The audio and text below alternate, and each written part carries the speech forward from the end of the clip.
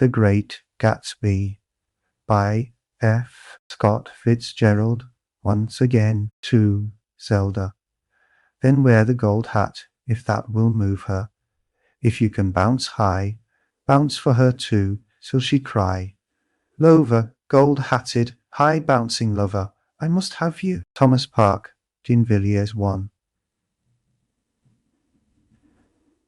In my younger and more vulnerable years, my father gave me some advice that I've been turning over in my mind ever since. Whenever you feel like criticizing anyone, he told me, just remember that all the people in this world haven't had the advantages that you've had. He didn't say any more, but we've always been unusually communicative in a reserved way, and I understood that he meant a great deal more than that. In consequence, I'm inclined to reserve all judgments, a habit that has opened up many curious natures to me, and also made me the victim of not a few veteran bores. The abnormal mind is quick to detect and attach itself to this quality when it appears in a normal person, and so it came about that in college I was unjustly accused of being a politician, because I was privy to the secret griefs of wild unknown men.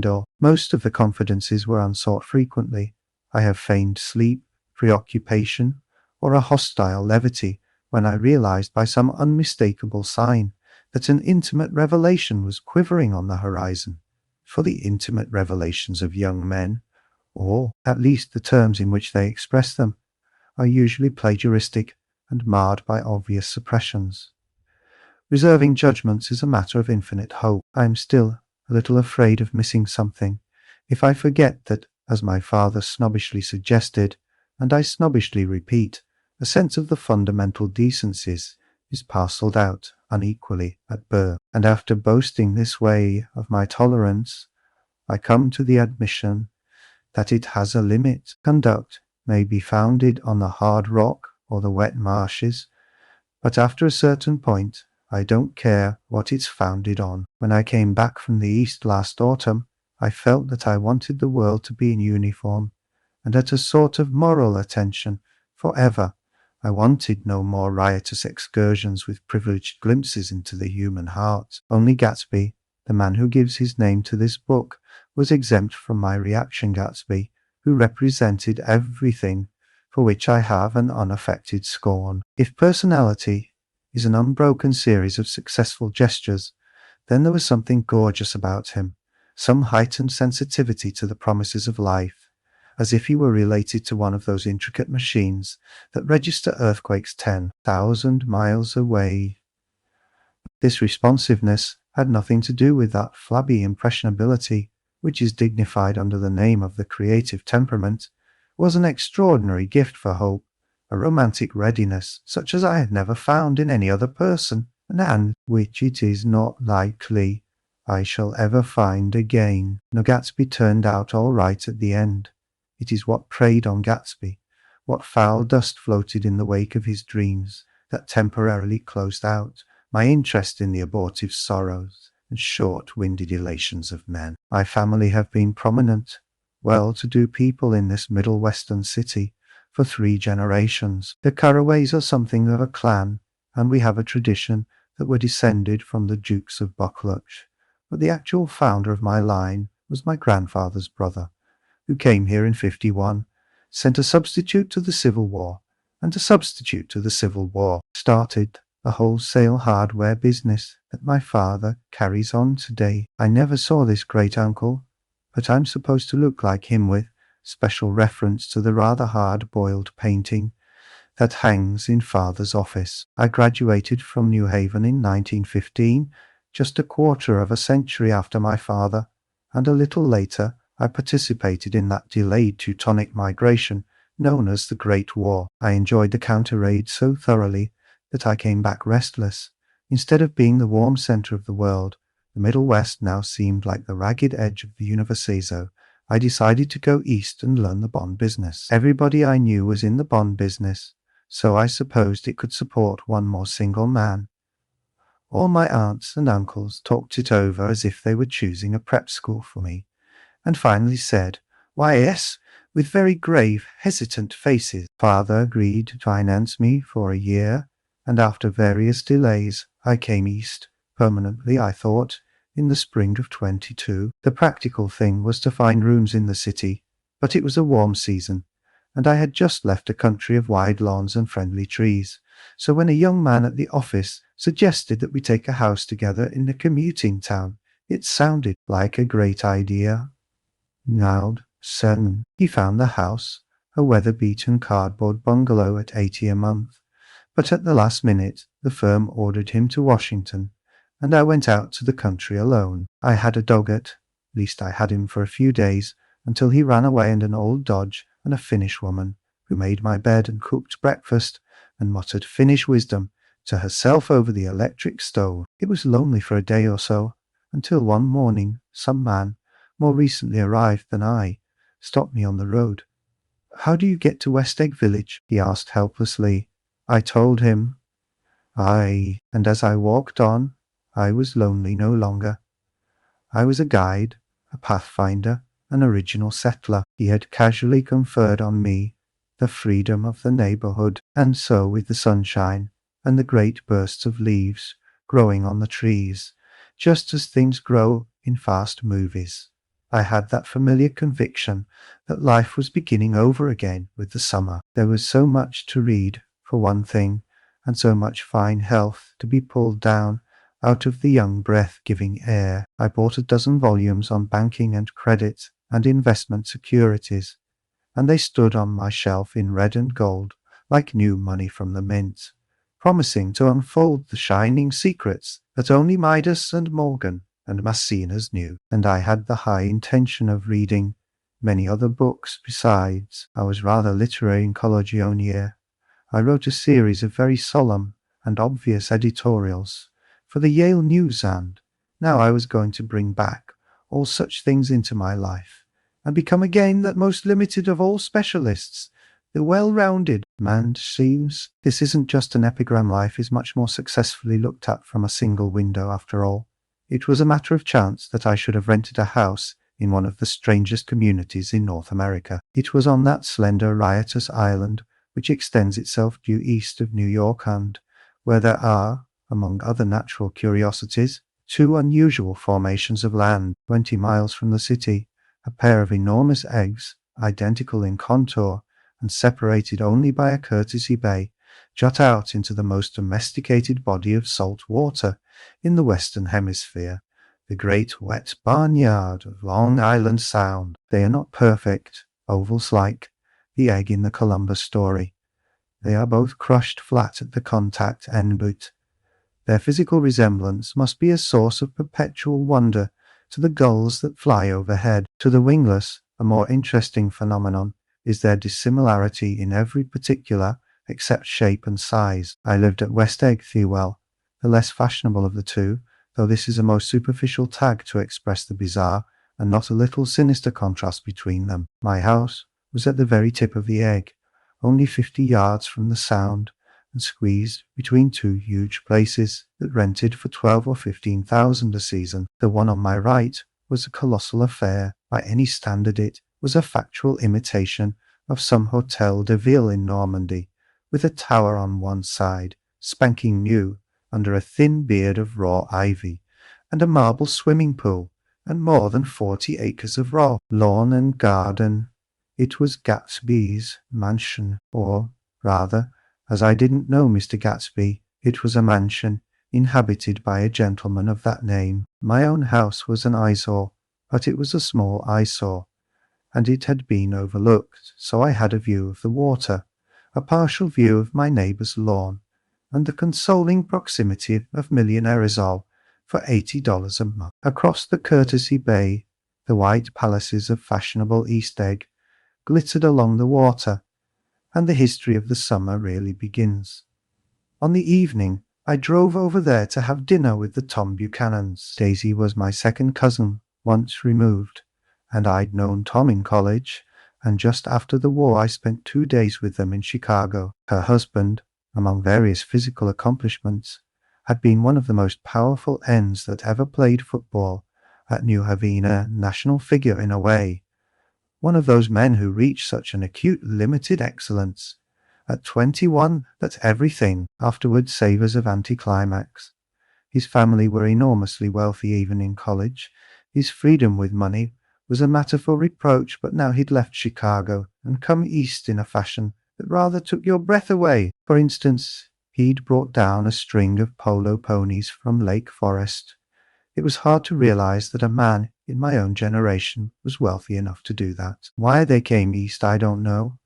They had spent a year in France for no particular reason, and then drifted here and there unrestfully wherever people played polo and were rich together. This was a permanent move, said Daisy over the telephone, but I didn't believe it. He had no sight into Daisy's heart, but I felt that Tom would drift on forever seeking, a little wistfully, for the dramatic turbulence of some irrecoverable football game.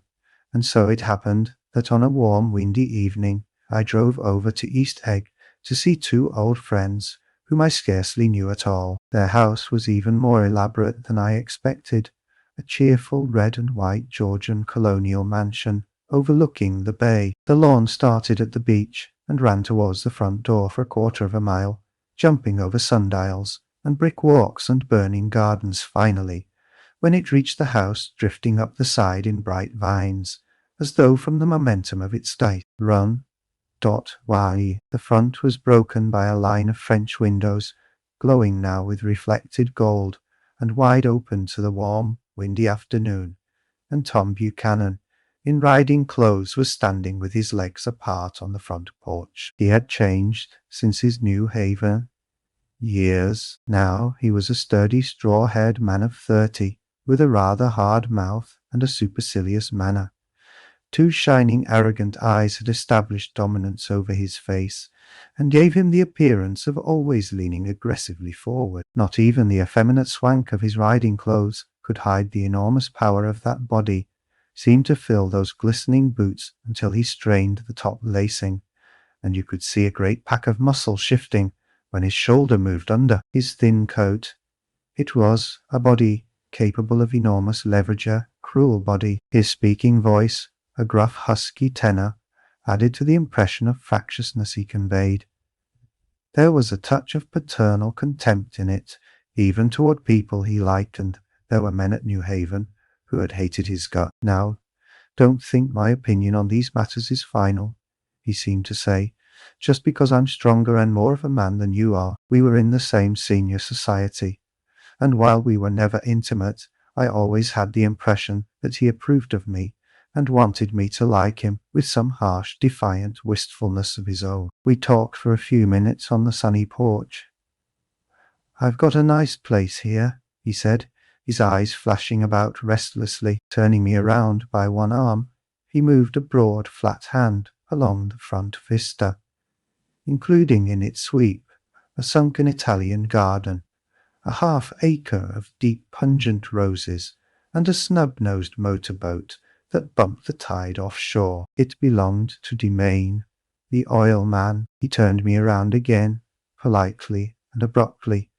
"We'll go inside." We walked through a high hallway into a bright, rosy-coloured space, fragilely bound into the house by French windows at either end. The windows were ajar and gleaming white against the fresh grass outside that seemed to grow a little way into the house. A breeze blew through the room, blew curtains in at one end and out the other like pale flags, twisting them up toward the frosted wedding cake of the ceiling, and then rippled over the wine-coloured rug, making a shadow on it as wind does on the sides. See, the only completely stationary object in the room was an enormous couch on which two young women were buoyed up as though upon an anchored balloon. They were both in white, and their dresses were rippling and fluttering, as if they had just been blown back in after a short flight around the house. I must have stood for a few moments, listening to the whip and snap of the curtains and the groan of a picture on the wall. Then there was a boom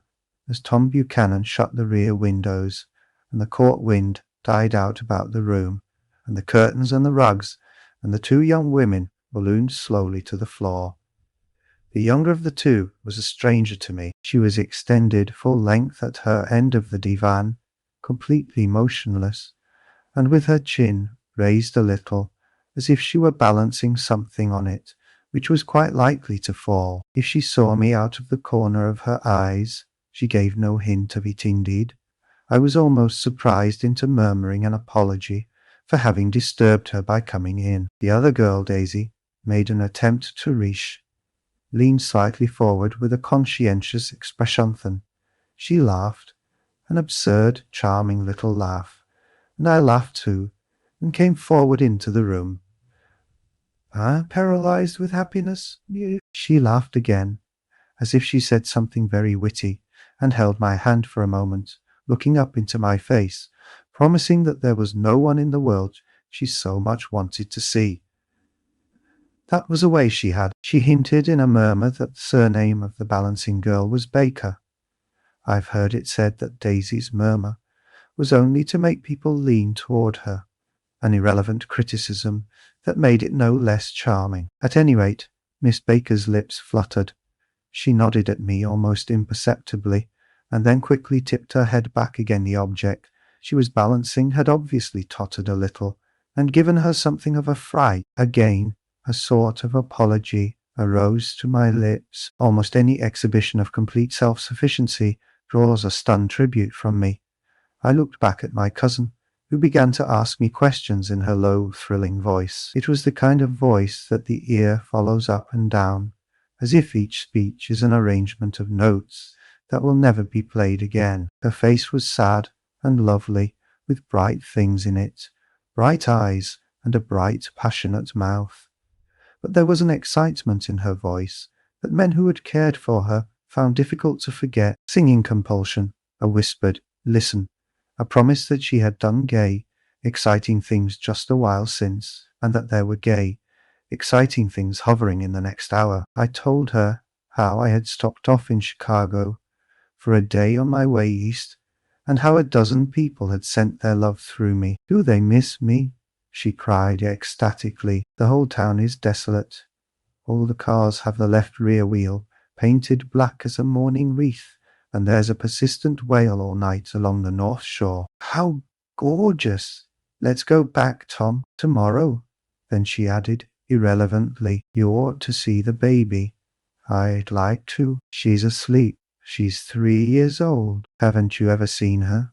"Never." "Well, you ought to see her. She's—" Tom Buchanan, who had been hovering restlessly about the room, stopped and rested his hand on my shoulder. "What you doing, Nick?" "I'm a Bond man." "Who with?" I told him. "Never heard of them," he remarked decisively. This annoyed me. "You will," I answered shortly. "You will, if you stay in the East." "Oh, I'll stay in the East, don't you worry," he said, glancing at Daisy, and then back at me, as if he were alert for something more. "I'd be a goddamned fool to live anywhere else." At this point, Miss Baker said, "Absolutely," with such suddenness that I started. It was the first word she had uttered since I came into the room. Evidently, it surprised her as much as it did me, for she yawned, and with a series of rapid, deft movements, stood up into the room. "I'm stiff," she complained. "I've been lying on that sofa for as long as I can remember." "Don't look at me," Daisy retorted.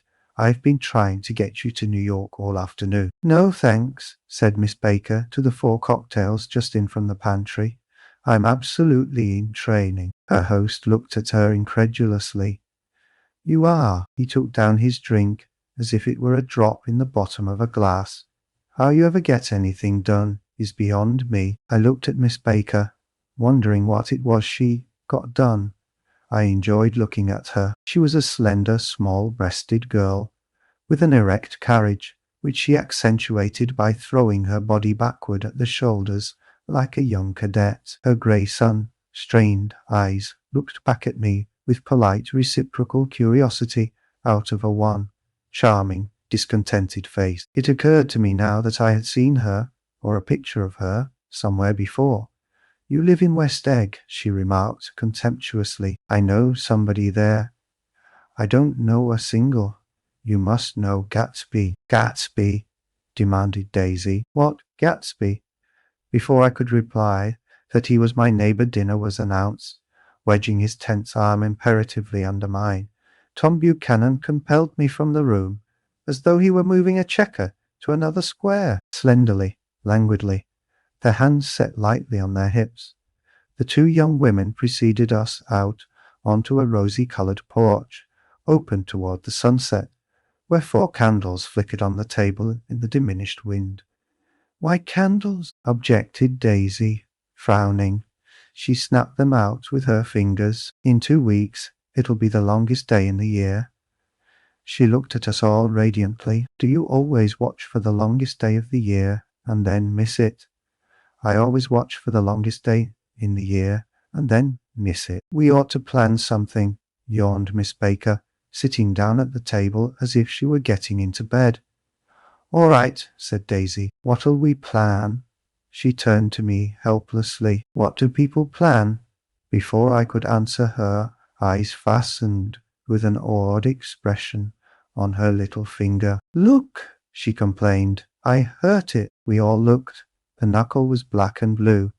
"You did it, Tom," she said accusingly. "I know you didn't mean to, but you did do it. That's what I get for marrying a brute of a man.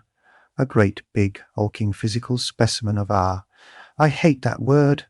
"Hulking," objected Tom crossly. "Even in kidding." "Hulking," insisted Daisy. Sometimes she and Miss Baker talked at once, unobtrusively, and with a bantering inconsequence that was never quite chatter, that was as cool as their white dresses and their impersonal eyes, in the absence of all desire. They were here, and they accepted Tom and me, making only a polite, pleasant effort to entertain, or to be entertained. They knew that presently dinner would be over, and a little later the evening too would be over, and casually put away. It was sharply different from the West, where an evening was hurried from phase to phase, towards its close, in a continually disappointed anticipation, or else in sheer nervous dread of the moment itself. "You make me feel uncivilized, Daisy," I confessed on my second glass of corky, but rather impressive claret. "Can't you talk about crops or something?" I meant nothing in particular by this remark, but it was taken up in an unexpected way. "Civilization's going to pieces," broke out Tom violently. "I have gotten to be a terrible pessimist about things. Have you read The Rise of the Colored Empires by this man Goddard?" "Why, no," I answered, rather surprised by his tone. "Well, it's a fine book, and everybody ought to read it. The idea is if we don't look out, the white race will be utterly submerged. It's all scientific stuff. It's been proved." "Tom's getting very profound," said Daisy, with an expression of unthoughtful sadness. "He reads deep books with long words in them." "What was that word Well, these books are all scientific," insisted Tom, glancing at her impatiently. "This fellow has worked out the whole thing. It's up to us, who are the dominant race, to watch out, or these other races will have control of things. We've got to beat them down," whispered Daisy, winking ferociously toward the fervent sun. "You ought to live in California," began Miss Baker, but Tom interrupted her by shifting heavily in his chair. "This idea is that we're Nordics. I am, and you are, and you are." And after an infinitesimal hesitation, he included Daisy with a slight nod, and she winked at me again. "And we've produced all the things that go to make civilization, or science and art and all that. Do you see?" There was something pathetic in his concentration, as if his complacency, more acute than of old, was not enough to him any more. When, almost immediately, the telephone rang inside, and the butler left the porch, Daisy seized upon the momentary interruption and leaned towards me. "I'll tell you a family secret," she whispered enthusiastically. "It's about the butler's nose. Do you want to hear about the butler's nose? That's why I came over tonight. Well, he wasn't always a butler. He used to be the silver polisher for some people in New York that had a silver service for 200 people. He had to polish it from morning till night, until finally it began to affect his nose. Things went from bad to worse," suggested Miss Baker. "Yes, things went from bad to worse, until finally he had to give up his position. For a moment, the last sunshine fell with romantic affection upon her glowing face. Her voice compelled me forward breathlessly as I listened.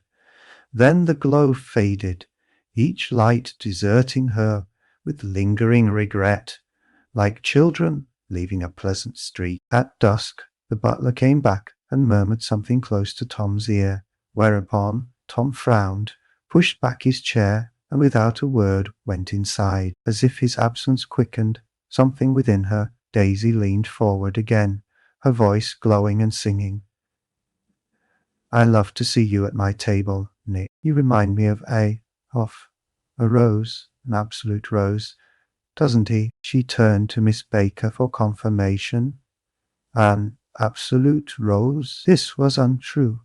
"I am not even faintly like a rose." She was only extemporizing, but a stirring warmth flowed from her, as if her heart was trying to come out to you, concealed in one of those breathless, thrilling words. Then, suddenly, she threw her napkin on the table and excused herself and went into the house. Miss Baker and I exchanged a short glance, consciously devoid of meaning.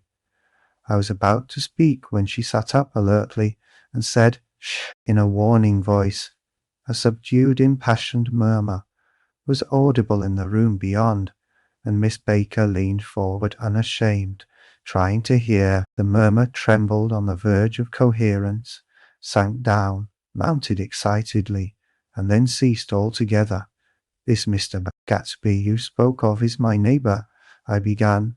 "Don't talk. I want to hear what happens." "Is something happening?" I inquired innocently. "You mean to say you don't know?" said Miss Baker, honestly surprised. "I thought everybody knew." "I don't." "Why?" she said hesitantly. "Tom's got some woman in New York." "Got some woman?" I repeated blankly. Miss Baker nodded. "She might have the decency not to telephone him at dinner time, don't you think?" Almost before I had grasped her meaning, there was the flutter of a dress and the crunch of leather boots, and Tom and Daisy were back at the table. "It couldn't be helped," cried Daisy with tense gaiety. She sat down, glanced searchingly at Miss Baker and then at me, and continued, "I looked outdoors for a minute, and it's very romantic outdoors. There's a bird on the lawn that I think must be a nightingale come over on the Cunard or White Star Line. He's singing away." Her voice sang. "It's romantic, isn't it, Tom?" "Argel, very romantic," he said, and then miserably to me, "If it's light enough after dinner, I want to take you down to the stables." The telephone rang inside, startlingly, and as Daisy shook her head decisively at Tom, the subject of the stables, in fact, all subjects, vanished into air. Among the broken fragments of the last 5 minutes at table, I remember the candles being lit again, pointlessly, and I was conscious of wanting to look squarely at everyone, and yet to avoid all eyes. I couldn't guess what Daisy and Tom were thinking, but I doubt if even Miss Baker, who seemed to have mastered a certain hardy skepticism, was able utterly to put this fifth guest's shrill metallic urgency out of mind. To a certain temperament, the situation might have seemed intriguing. Me own instinct was to telephone immediately for the police. The horses, needless to say, were not mentioned again. Tom and Miss Baker, with several feet of twilight between them, strolled back into the library, as if to a vigil beside a perfectly tangible body, while, trying to look pleasantly interested and a little deaf, I followed Daisy around a chain of our connecting verandas to the porch in front. In its deep gloom, we sat down side by side on a wicker settee. Daisy took her face in her hands as if feeling its lovely shape, and her eyes moved gradually out into the velvet dusk. I saw that turbulent emotions possessed her, so I asked what I thought would be some sedative questions about her little girl. "We don't know each other very well, Nick," she said suddenly. "Even if we are cousins, you didn't come to my wedding. I wasn't back from the war." "That's true." She hesitated. "Well, I've had a very bad time, Nick, and I'm pretty cynical about everything." Evidently she had reason to be. I waited, but she didn't say any more, and after a moment I returned rather feebly to the subject of her daughter. I suppose she talks and eats and everything. Oh yes, she looked at me absently. Listen, Nick, let me tell you what I said when she was born. Would you like to hear? Very much. It'll show you how I've gotten to feel at things. Well, she was less than an hour old, and Tom was God knows where. I woke up out of the ether with an utterly abandoned feeling, and asked the nurse right away if it was a boy or a girl. She told me it was a girl, and so I turned my head away and wept. All right, I said, I'm glad it's a girl, and I hope she'll be a fool. That's the best thing a girl can be in this world, a beautiful little fool. You see, I think everything's terrible anyhow, she went on in a convinced way. Everybody thinks so, the most advanced people, and I know. I've been everywhere and seen everything and done everything. Her eyes flashed around her in a defiant way, rather like Tom's, and she laughed with thrilling scorn. Sophisticated, God! I'm sophisticated! The instant her voice broke off, ceasing to compel my attention, my belief, I felt the basic insincerity of what she had said.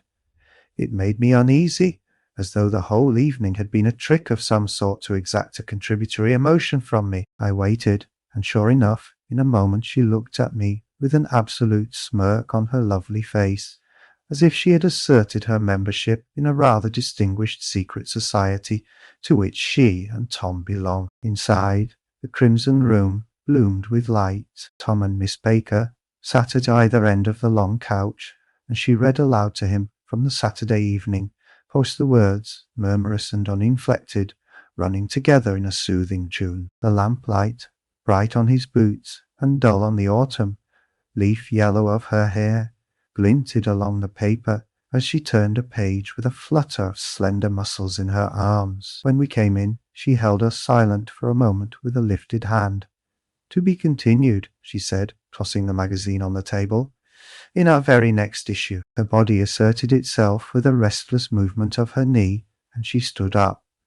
10 o'clock, she remarked, apparently finding the time on the ceiling. Time for this good girl to go to bed. Jordan's going to play in the tournament tomorrow, explained Daisy, over at Westchester. Oh, you're Jordan Baker.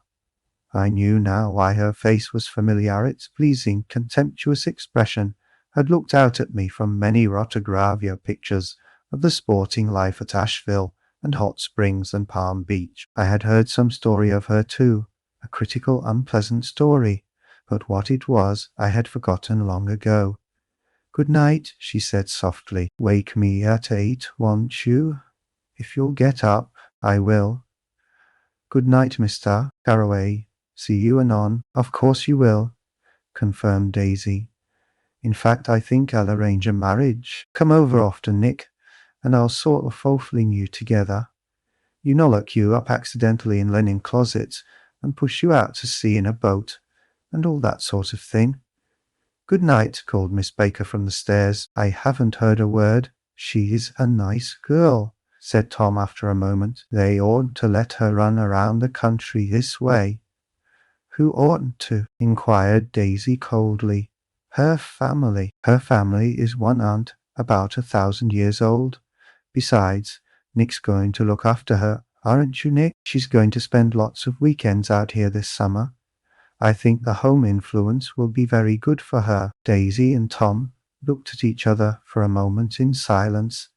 Is she from New York? I asked quickly. From Louisville. Our white girlhood was passed together there. Our beautiful white. Did you give Nick a little heart-to-heart talk on the veranda? Demanded Tom suddenly. Did I? She looked at me.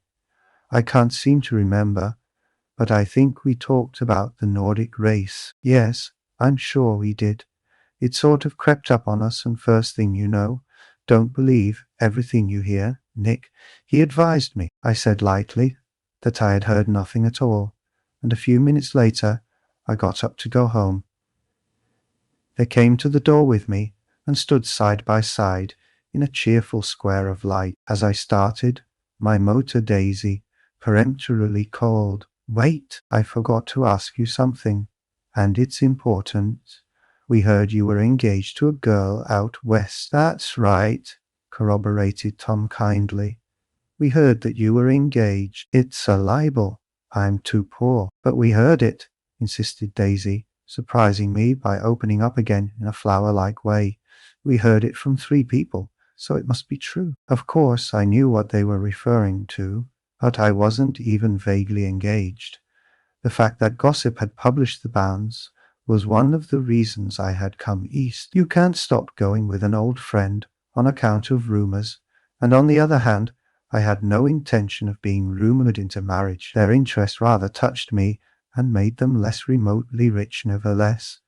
I was confused and a little disgusted as I drove away. It seemed to me that the thing for Daisy to do was to rush out of the house, child in arms, but apparently there were no such intentions in her head. As for Tom, the fact that he had some woman in New York was really less surprising than that he had been depressed by a book. Something was making him nibble at the edge of stale ideas, as if his sturdy physical egotism no longer nourished his peremptory heart. Already it was deep summer on roadhouse roofs and in front of wayside garages, where new red petrol pumps sat out in pools of light. And when I reached my estate at West Egg, I ran the car under its shed and sat for a while on an abandoned grass roller in the yard.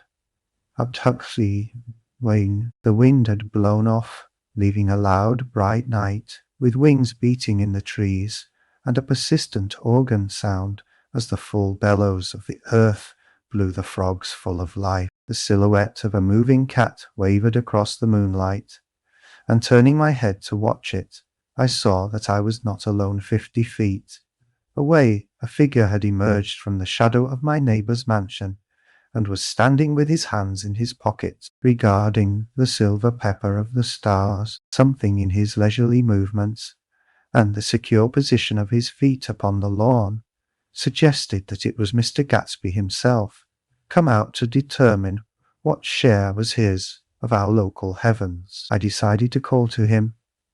Miss Baker had mentioned him at dinner, and that would do for an introduction. But I didn't call to him, for he gave a sudden intimation that he was content to be alone, as stretched out his arms toward the dark water in a curious way. Involuntarily I glanced seaward and distinguished nothing except a single green light, minute and far away, that might have been the end of a dock. When I looked once more for Gatsby, he had vanished, and I was alone again in the unquiet darkness. About halfway between West Egg and New York, the motor road hastily joins the railroad and runs beside it for 1/4 of a mile, so as to shrink away from a certain desolate area of land. This is a valley of ashes, a fantastic farm where ashes grow like wheat into ridges and hills, and grotesque gardens, where ashes take the forms of houses and chimneys and rising smoke, and finally, with the transcendent effort of ash-grey men who move dimly and already crumbling through the powdery air. Occasionally a line of grey cars crawls along an invisible track, gives out a ghastly creak, and comes to rest, and immediately the ash-grey men swarm up with leaden spades and stir up an impenetrable cloud which screens their obscure operations from your sight. But above the grey land and the spasms of bleak dust which drift endlessly over it, you perceive, after a moment, the eyes of Dr. T. J. Eckelberg. The eyes of Dr. T. J. Eckelberg are blue, and gigantic. Their retinas are 1 yard high. They look out of no face, but, instead, from a pair of enormous yellow spectacles which pass over a non-existent nose. Evidently some wild wag of an oculist set them there to fatten his practice in the borough of Queens, and then sank down himself into eternal blindness, or forgot them and moved away. But his eyes, dimmed a little by many paintless days, under sun and rain, brood on over the solemn dumping ground. The Valley of Ashes is bounded on one side by a small foul river, and when the drawbridge is up to let barges through, the passengers on waiting trains can stare at the dismal scene for as long as half an hour. There is always a halt there of at least a minute, and it was because of this that I first met Tom Buchanan's mistress. The fact that he had one was insisted upon wherever he was known. His acquaintances resented the fact that he turned up in popular cafes with her and, leaving her at a table, sauntered about, chatting with whomsoever he knew. Though I was curious to see her, I had no desire to meet her, but I did. I went up to New York with Tom on the train one afternoon, and when we stopped by the ash heaps, he jumped to his feet and, taking hold of my elbow, literally forced me from the car. "We are getting off," he insisted.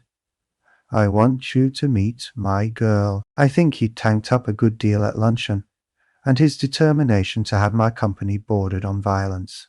The supercilious assumption was that on Sunday afternoon I had nothing better to do. I followed him over a low whitewashed railroad fence, and we walked back 100 yards along the road under Dr. Eckelberg's persistent stare. The only building in sight was a small block of yellow brick, sitting on the edge of the wasteland, a sort of compact main street ministering to it, and contiguous to absolutely nothing. One of the 3 shops it contained was for rent, and another was an all-night restaurant, approached by a trail of ashes. The third was a garage repairs. George B. Wilson, cars bought and sold, and I followed Tom inside. The interior was unprosperous and bare.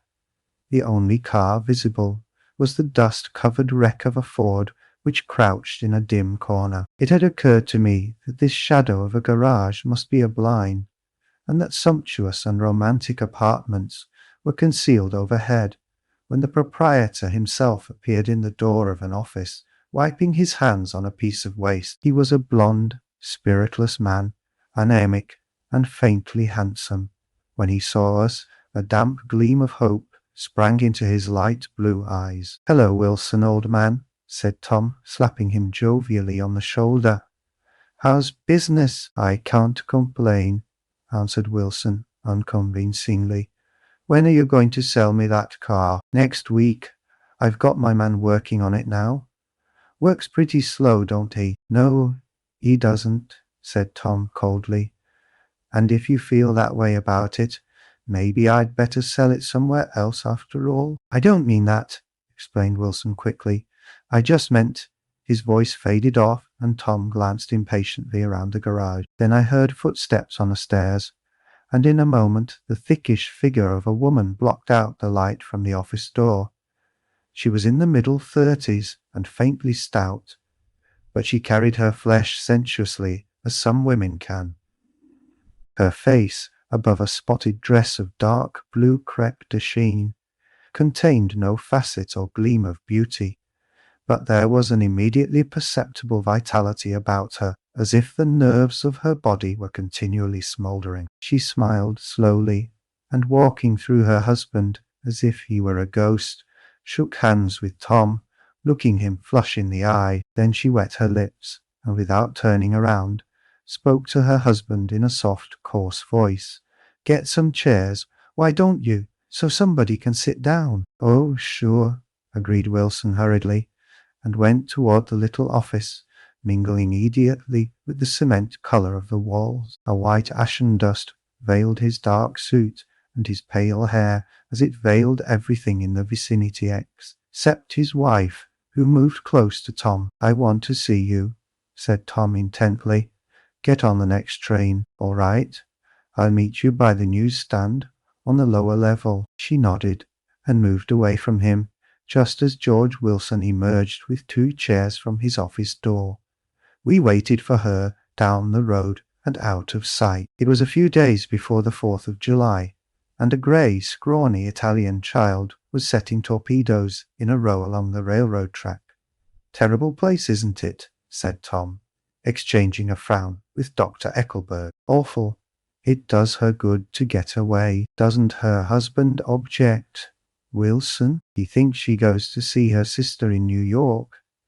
He's so dumb, he doesn't know he's alive." So Tom Buchanan and his girl and I went up together to New York, or not quite together, for Mrs. Wilson sat discreetly in another car. Tom deferred that much to the sensibilities of those East Eggers who might be on the train. She had changed her dress to a brown-figured muslin, which stretched tight over her rather wide hips, as Tom helped her to the platform in New York. At the newsstand, she bought a copy of Town Tattle and a moving picture magazine, and in the station drugstore, some cold cream and a small flask of perfume. Upstairs, in the solemn echoing drive, she let 4 taxicabs drive away before she selected a new one, lavender-coloured with grey upholstery, and in this we slid out from the mass of the station into the glowing sunshine. But immediately she turned sharply from the window and, leaning forward, tapped on the front glass.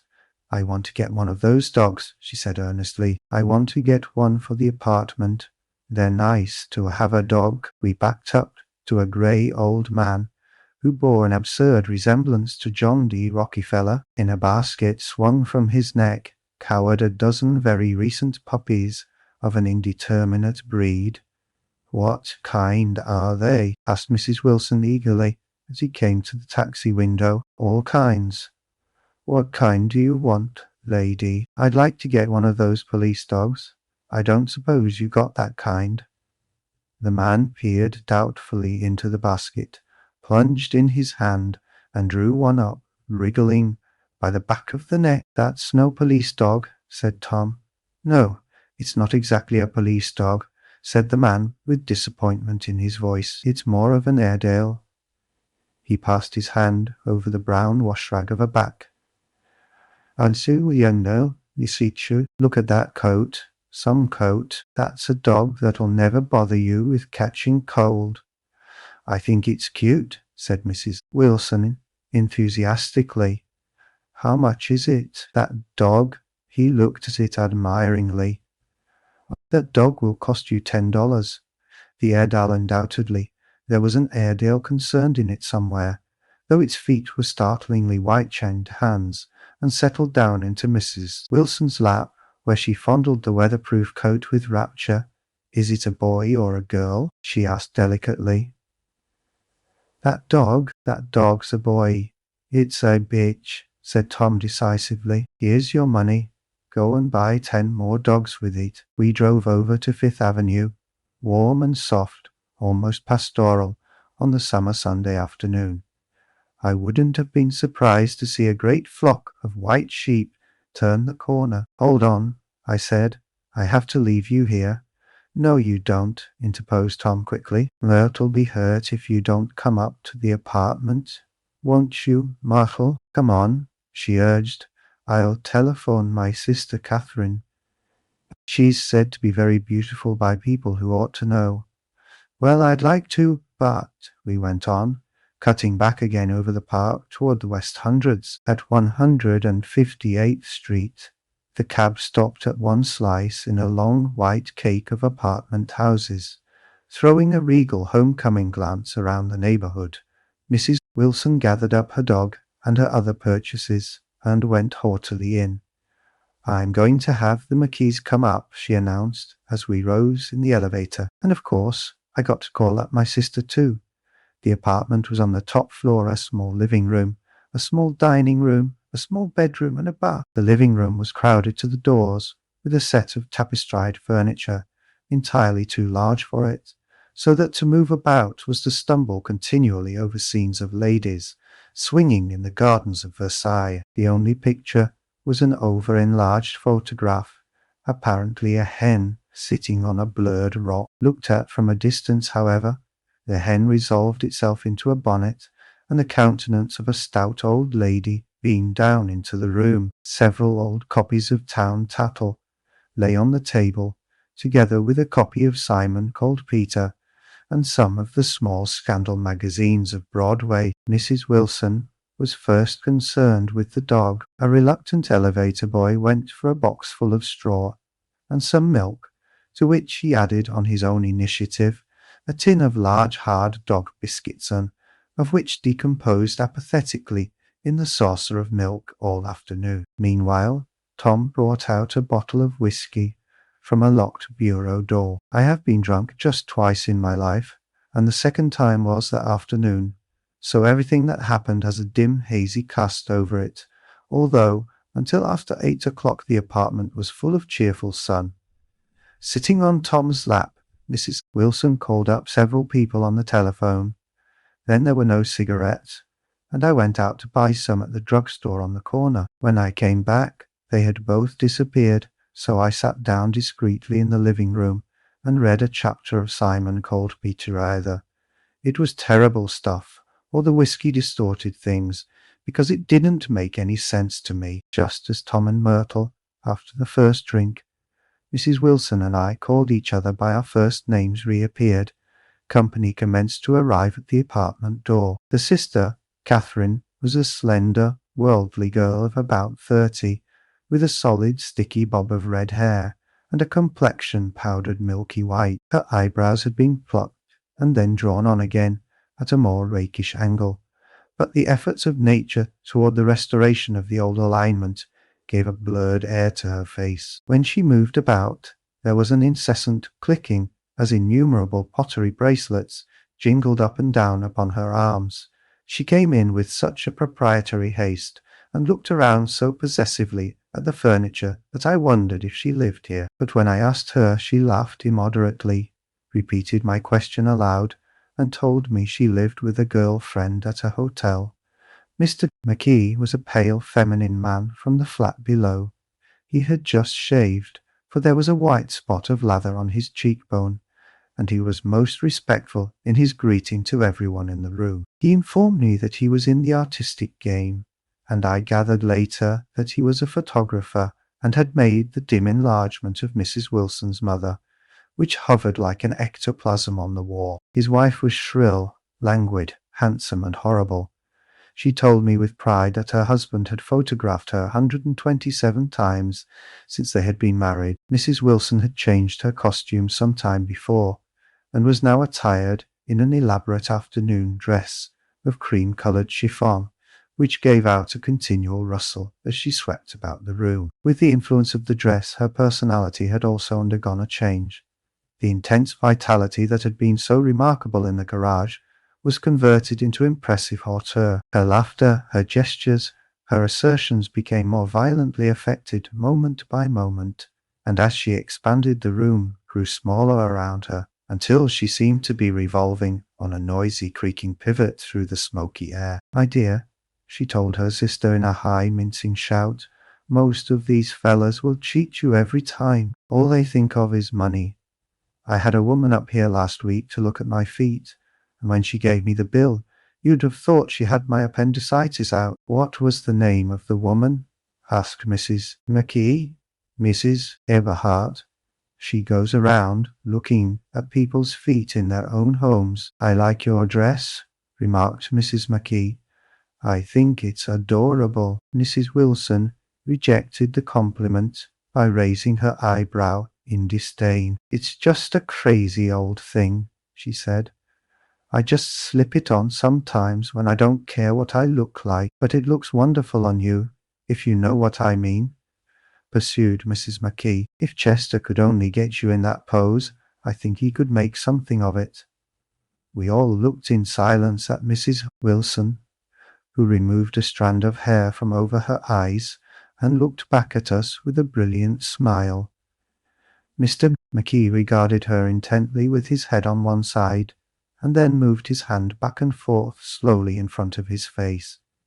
"I should change the light," he said after a moment. "I'd like to bring out the modelling of the features, and I'd try to get hold of all the back hair." "I wouldn't think of changing the light," cried Mrs. McKee. "I think it's—" Her husband said, "Shh," and we all looked at the subject again, whereupon Tom Buchanan yawned audibly and got to his feet. "You McKees have something to drink," he said. "Get some more ice and mineral water, Myrtle, before everybody goes to sleep. I told that boy about the ice." Myrtle raised her eyebrows in despair at the shiftlessness of the lower orders. "These people, you have to keep after them all the time." She looked at me and laughed pointlessly. Then she flounced over to the dog, kissed it with ecstasy, and swept into the kitchen, implying that a dozen chefs awaited her orders there. "I've done some nice things out On Long Island, asserted Mr. McKee. Tom looked at him blankly. 2 of them we have framed downstairs. Do what? Demanded Tom. 2 studies. One of them I call Montauk, Point the Gulls, and the other I call Montauk, Point the Sea. The sister Catherine sat down beside me on the couch. Do you live down on Long Island, too? She inquired. I live at West Egg. Really? I was down there at a party about a month ago, at a man named Gatsby's. Do you know him? I live next door to him. Well, they say he's a nephew or a cousin of Kaiser Wilhelm's. That's where all his money comes from. Really? She nodded. I'm scared of him. I'd hate to have him get anything on me. This absorbing information about my neighbor was interrupted by Mrs. McKee's pointing suddenly at Catherine. Chester, I think you could do something with her, she broke out, but Mr. McKee only nodded in a bored way and turned his attention to Tom. I'd like to do more work on Long Island. If I could get the entry, all I ask is that they should give me a start. Ask Myrtle, said Tom, breaking into a short shout of laughter as Mrs. Wilson entered with a tray. Shall give you a letter of introduction, won't you, Myrtle? Do what? She asked, startled. You'll give McKee a letter of introduction to your husband, so he can do some studies of him. His lips moved silently for a moment as he invented, George B. Wilson at the gasoline pump, or something like that. Catherine leaned close to me and whispered in my ear, Neither of them can stand the person they're married to. Can't they? Can't stand them. She looked at Myrtle and then at Tom. What I say is, why go on living with them if they can't stand them? If I was them, I'd get a divorce and get married to each other right away. Doesn't she like Wilson either? The answer to this was unexpected. It came from Myrtle, who had overheard the question, and it was violent and obscene. You see, cried Catherine triumphantly. She lowered her voice again. It's really his wife that's keeping them apart. She's a Catholic, and they don't believe in divorce. Daisy was not a Catholic, and I was a little shocked at the elaborateness of the lie. When they do get married, continued Catherine, they're going west to live for a while until it blows over. It'd be more discreet to go to Europe. Oh, do you like Europe? She exclaimed, surprisingly. I just got back from Monte Carlo. Really? Just last year. I went over there with another girl. Stay long? No, we just went to Monte Carlo and back. We went by way of Marseille. We had over $1,200 when we started, but we got dragged out of it all in 2 days in the private rooms. We had an awful time getting back, I can tell you. God, how I hated that town. The late afternoon sky bloomed in the window for a moment, like the blue honey of the Mediterranean. The shrill voice of Mrs. McKee called me back into the room. I almost made a mistake too, she declared vigorously. I almost married a little kike who'd been after me for years. I knew he was below me. Everybody kept saying to me, Lucille, that man's way below you. But if I hadn't met Chester, he'd have got me sure. Yes, but listen, said Myrtle Wilson, nodding her head up and down. At least you didn't marry him. I know I didn't. Well, I married him, said Myrtle ambiguously, and that's the difference between your case and mine. Why did you, Myrtle? Demanded Catherine. Nobody forced you to. Myrtle considered. I married him because I thought he was a gentleman, she said finally. I thought he knew something about breeding, but he wasn't fit to lick my shoe. You were crazy about him for a while, said Catherine. Crazy about him, cried Myrtle incredulously.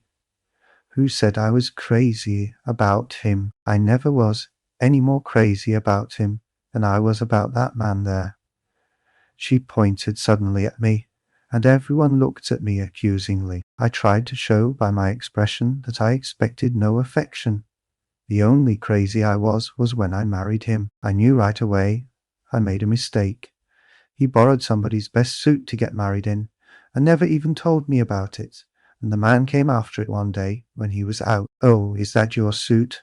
I said. This is the first I ever heard about it, but I gave it to him, and then I lay down and cried to beat the band all afternoon. "She really ought to get away from him," resumed Catherine to me. "I've been living over that garage for 11 years, and Tom's the first sweetie she ever had. The bottle of whiskey a second one was now in constant demand by all present, excepting Catherine, who felt just as good on nothing at all. Tom rang for the janitor and sent him for some celebrated sandwiches, which were a complete supper in themselves. I wanted to get out and walk eastward toward the park through the soft twilight, but each time I tried to go, I became entangled in some wild, strident argument which pulled me back, as if with ropes, into my chair. Yet high over the city, a line of yellow windows must have contributed their share of human secrecy to the casual watcher in the darkening streets, and I saw him too, looking up and wondering. I was within and without, simultaneously enchanted and repelled by the inexhaustible variety of life. Myrtle pulled her chair close to mine, and suddenly her warm breath poured over me the story of her first meeting with Tom. It was on the two little seats facing each other that are always the last ones left on the train. I was going up to New York to see my sister and spend the night. He had on a dress suit and patent leather shoes, and I couldn't keep my eyes off him, but every time he looked at me, I had to pretend to be looking at the advertisement over his head. When we came into the station, he was next to me, and his white shirt front pressed against my arm, and so I told him I'd have to call a policeman. But he knew I lied. I was so excited that when I got into a taxi with him, I didn't hardly know I wasn't getting into a subway train. All I kept thinking about over and over was, "You can't live forever. You can't live forever." She turned to Mrs. McKee, and the room rang full of her artificial laughter. "My dear," she cried, "I'm going to give you this dress as soon as I'm through with it. I've got to get another one tomorrow. I'm going to make a list of all the things I've got to get. A massage and a wave and a collar for the dog, and one of those cute little ashtrays where you touch a spring, and a wreath with a black silk bow for Mother's grave that'll last all summer." I got to write down a list so I won't forget all the things I got to do. It was 9 o'clock almost immediately afterward. I looked at my watch and found it was 10. Mr. McKee was asleep on a chair with his fists clenched in his lap, like a photograph of a man of action.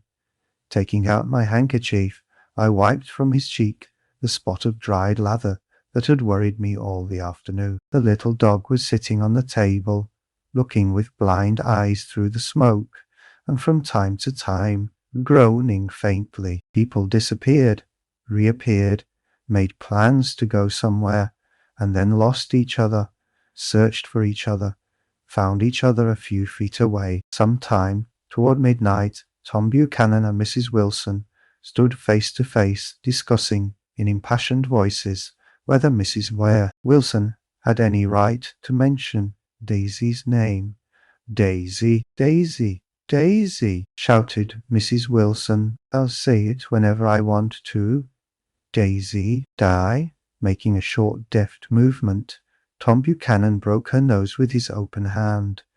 Then there were bloody towels upon the bathroom floor, and women's voices scolding, and high over the confusion a long broken wail of pain. Mr. McKee awoke from his doze and started in a daze toward the door. When he had gone halfway, he turned around and stared at the scene, his wife and Catherine scolding and consoling as they stumbled here and there among the crowded furniture with articles of aid, and the despairing figure on the couch bleeding fluently and trying to spread a copy of Town Tattle over the tapestry scenes of Versailles. Then Mr. McKee turned and continued on out the door. Taking my hat from the chandelier, I followed. "Come to lunch some day," he suggested, as we groaned down in the elevator. "Where?" "Anywhere. Keep your hands off the lever," snapped the elevator boy. "I beg your pardon," said Mr. McKee with dignity. "I didn't know I was touching it." "All right," I agreed. "I'd be glad to." I was standing beside his bed, and he was sitting up between the sheets, clad in his underwear, with a great portfolio in his hands. Beauty and the Beast, Loneliness, Old Grocery, Horsebroken Bridge. Then I was lying half asleep in the cold lower level of the Pennsylvania station, staring at the Morning Tribune and waiting for the 4 o'clock train. There was music from my neighbor's house through the summer nights. In his blue gardens, men and girls came and went, like moths among the whisperings and the champagne and the stars. At high tide in the afternoon, I watched his guests diving from the tower of his raft, or taking the sun on the hot sand of his beach, while his 2 motorboats slit the waters of the Sound, drawing aquaplanes over cataracts of foam. On weekends his Rolls-Royce became an omnibus, bearing parties to and from the city, between 9 in the morning and long past midnight. And on Mondays 8 servants, including an extra gardener, toiled all day with mops and scrubbing brushes and hammers and garden shears, repairing the ravages of the night before. Every Friday, 5 crates of oranges and lemons arrived from a fruiterer in New York every Monday.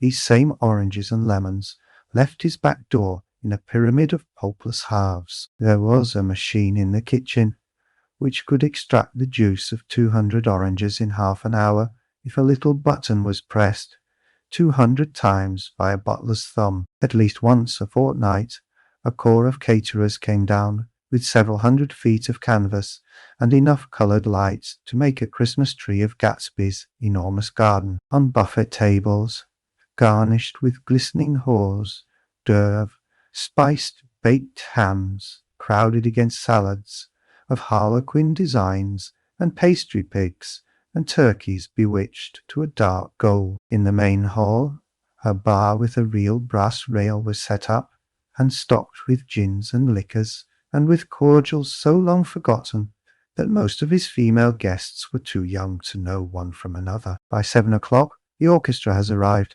No thin 5-piece affair, but a whole pit full of oboes and trombones, and saxophones and viols, and cornets and piccolos, and low and high drums. The last swimmers have come in from the beach now, and are dressing upstairs.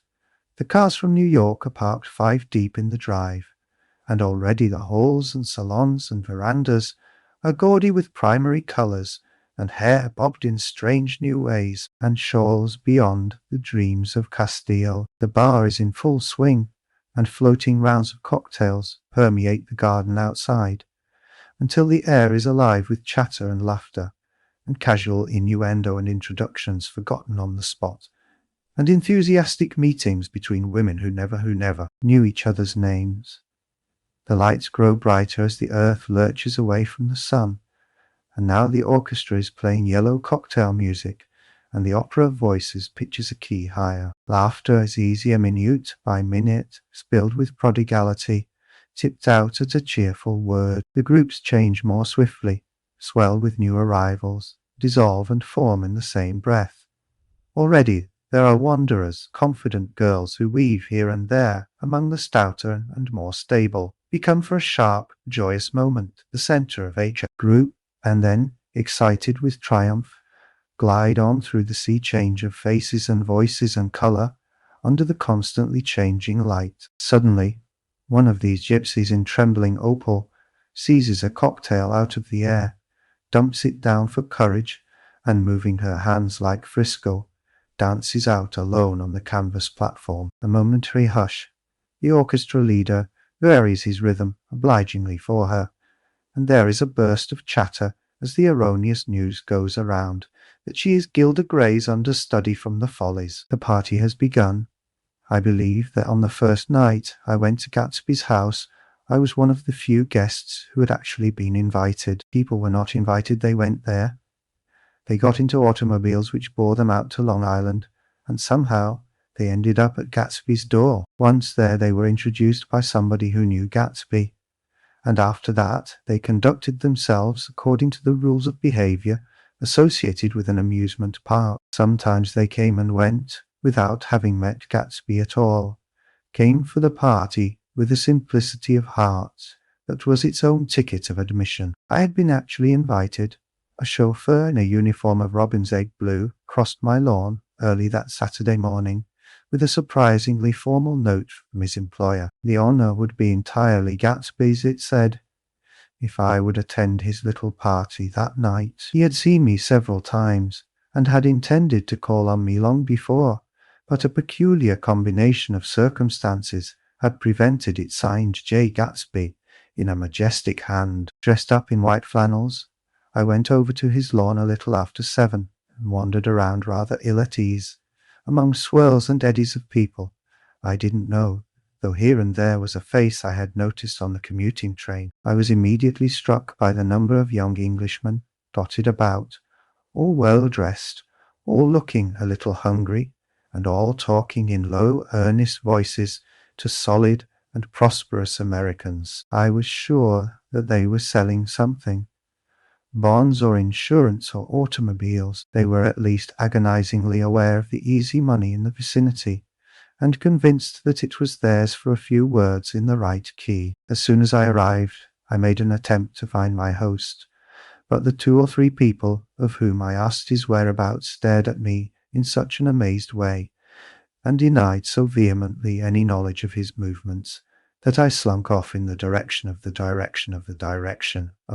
cocktail table, only place in the garden where a single man could linger without looking, purposeless and alone. I was on my way to get roaring drunk from sheer embarrassment, when Jordan Baker came out of the house and stood at the head of the marble steps, leaning a little backward and looking with contemptuous interest down into the garden. Welcome or not, I found it necessary to attach myself to someone before I should begin to address cordial remarks to the passers-by. "Hello!"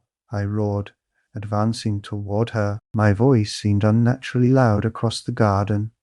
"I thought you might be here," she responded absently as I came up. "I remembered you lived next door too." She held my hand impersonally, as a promise that she'd take care of me in a minute, and gave ear to 2 girls in twin yellow dresses, who stopped at the foot of the steps. "Hello," they cried together. "Sorry you didn't win." That was for the golf tournament. She had lost in the finals the week before. "You don't know who we are," said one of the girls in yellow.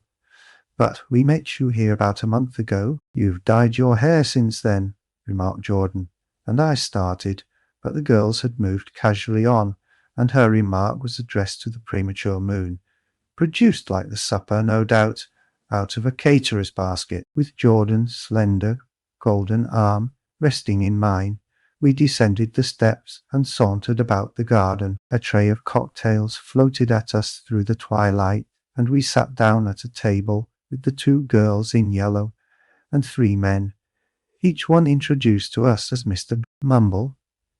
"Do you come to these parties often?" "News?" inquired Jordan of the girl beside her.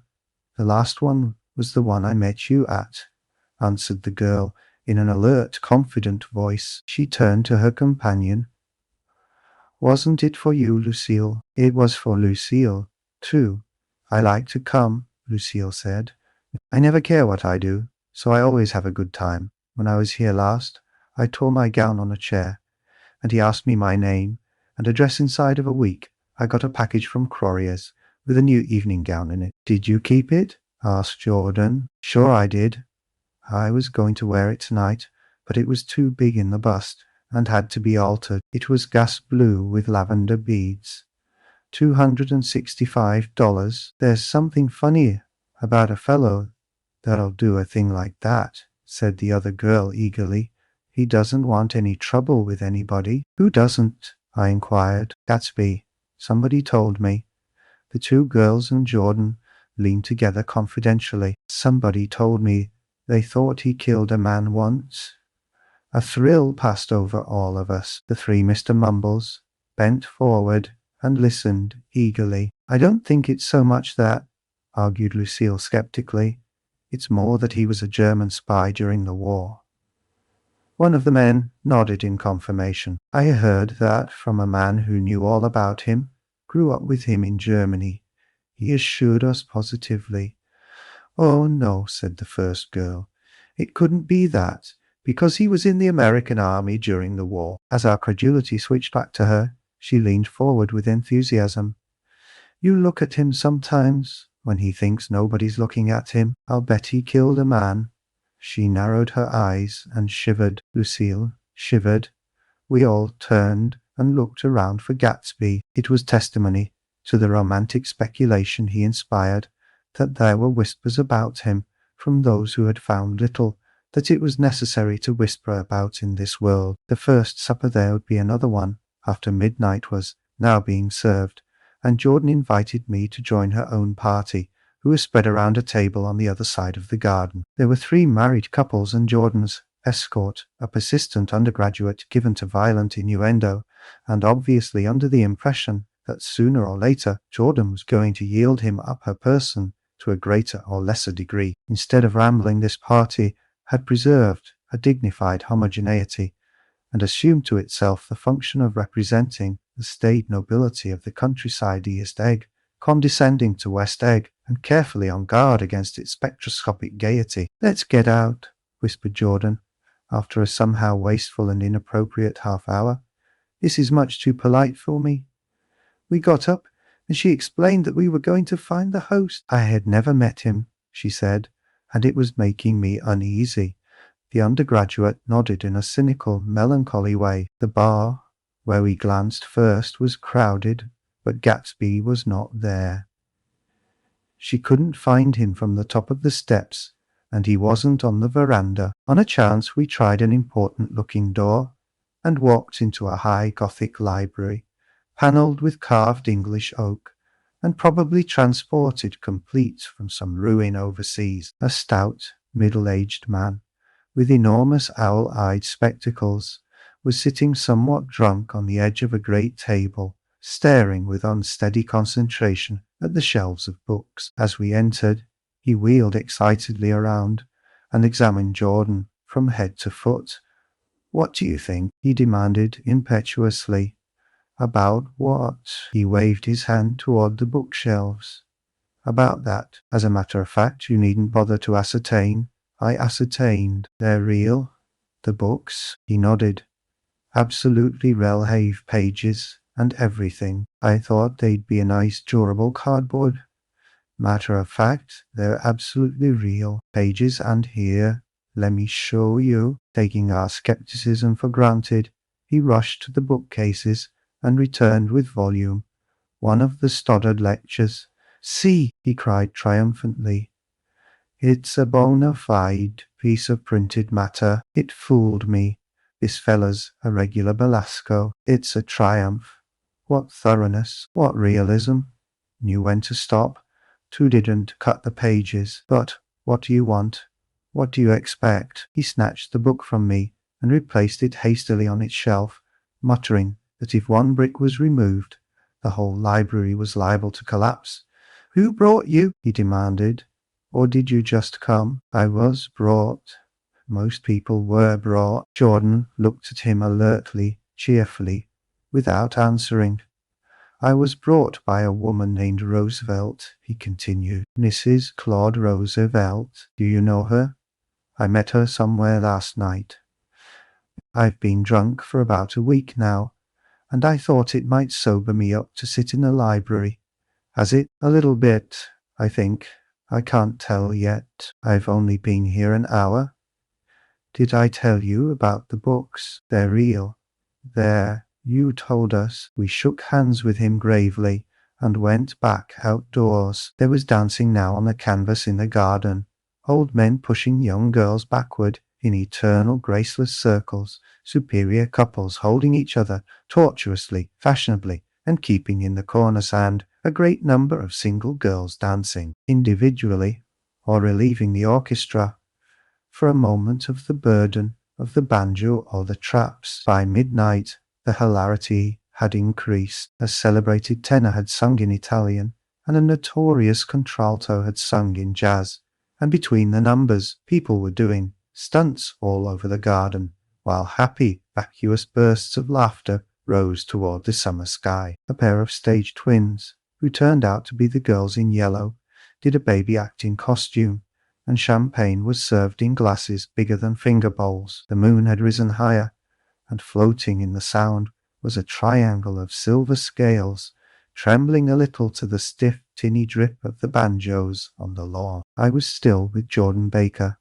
We were sitting at a table with a man of about my age and a rowdy little girl, who gave way upon the slightest provocation to uncontrollable laughter. I was enjoying myself now. I had taken 2 finger bowls of champagne, and the scene had changed before my eyes into something significant, elemental, and profound. At a lull in the entertainment, the man looked at me and smiled. "Your face is familiar," he said politely. "Weren't you in the 1st Division during the war?" "Why, yes. I was in the 28th Infantry. I was in the 16th until June 1918. I knew I'd seen you somewhere before." We talked for a moment about some wet, grey little villages in France. Evidently he lived in this vicinity, for he told me that he had just bought a hydroplane and was going to try it out in the morning. "Want to go with me, old sport? Just near the shore along the Sound." "What time?" "Any time that suits you best." It was on the tip of my tongue to ask his name, when Jordan looked around and smiled. "Having a gay time now?" she inquired. "Much better." I turned again to my new acquaintance. "This is an unusual party for me. I haven't even seen the host. I live over there." I waved my hand at the invisible hedge in the distance, and this man, Gatsby, sent over his chauffeur with an invitation. For a moment he looked at me as if he failed to understand. "I'm Gatsby," he said suddenly. "What?" I exclaimed. "Oh, I beg your pardon. I thought you knew, old sport. I'm afraid I'm not a very good host." He smiled understandingly, much more than understandingly. It was one of those rare smiles with a quality of eternal reassurance in it, that you may come across 4 or 5 times in life. It Facedor seemed to face whole eternal world for an instant, and then concentrated on you with an irresistible prejudice in your favor. It understood you just so far as you wanted to be understood, believed in you as you would like to believe in yourself, and assured you that it had precisely the impression of you that at your best you hoped to convey. Precisely at that point it vanished, and I was looking at an elegant young roughneck, a year or 2 over 30, whose elaborate formality of speech just missed being absurd. Some time before he introduced himself, I'd got a strong impression that he was picking his words with care. Almost at the moment when Mr. Gatsby identified himself, a butler hurried toward him with the information that Chicago was calling him on the wire. He excused himself with a small bow that included each of us in turn.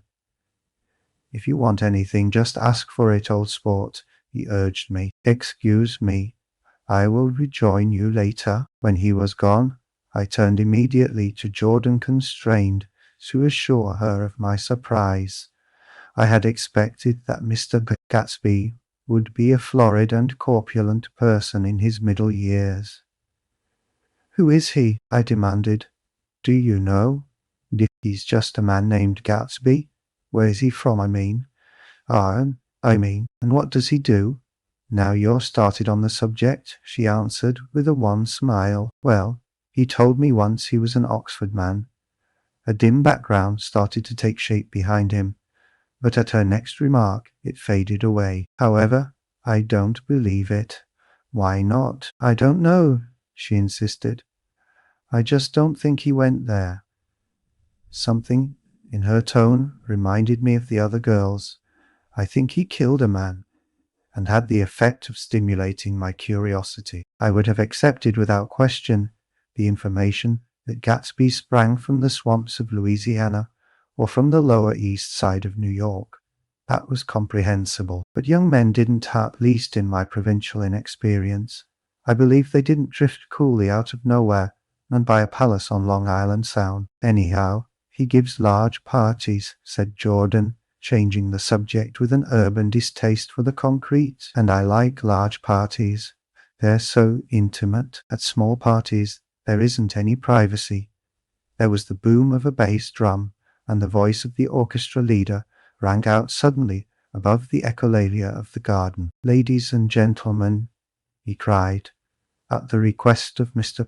Gatsby, we are going to play for you Mr. Vladimir Tostov's latest work, which attracted so much attention at Carnegie Hall last May. If you read the papers, you know there was a big sensation." He smiled with jovial condescension and added, "Some sensation," whereupon everybody laughed. "The piece is known," he concluded lustily, "as Vladimir Tostov's Jazz History of the World. The nature of Mr. Tostov's composition eluded me, because just as it began, my eyes fell on Gatsby, standing alone on the marble steps and looking from one group to another with approving eyes. His tanned skin was drawn attractively tight on his face, and his short hair looked as though it were trimmed every day. I could see nothing sinister about him. I wondered if the fact that he was not drinking helped to set him off from his guests, for it seemed to me that he grew more correct as the fraternal hilarity increased. When the Jazz History of the World was over, girls were putting their heads on men's shoulders in a puppyish, convivial way. Girls were swooning backward, playfully into men's arms, even into groups, knowing that someone would arrest their falls, but no one swooned backward on Gatsby, and no French bob touched Gatsby's shoulder, and no singing quartets were formed with Gatsby's head for one link. "I beg your pardon." Gatsby's butler was suddenly standing beside us. "Miss Baker?" he inquired. "I beg your pardon, but Mr. Gatsby would like to speak to you alone." "With me?" she exclaimed in surprise. "Yes, madame." She got up slowly, raising her eyebrows at me in astonishment, and followed the butler toward the house. I noticed that she wore her evening dress. All her dresses, like sports clothes there, was a jauntiness about her movements, as if she had first learned to walk upon golf courses on clean, crisp mornings. I was alone, and it was almost 2. For some time, confused and intriguing sounds had issued from a long, many-windowed room which overhung the terrace. Eluding Jordan's undergraduate, who was now engaged in an obstetrical conversation with 2 chorus girls, and who implored me to join him, I went inside.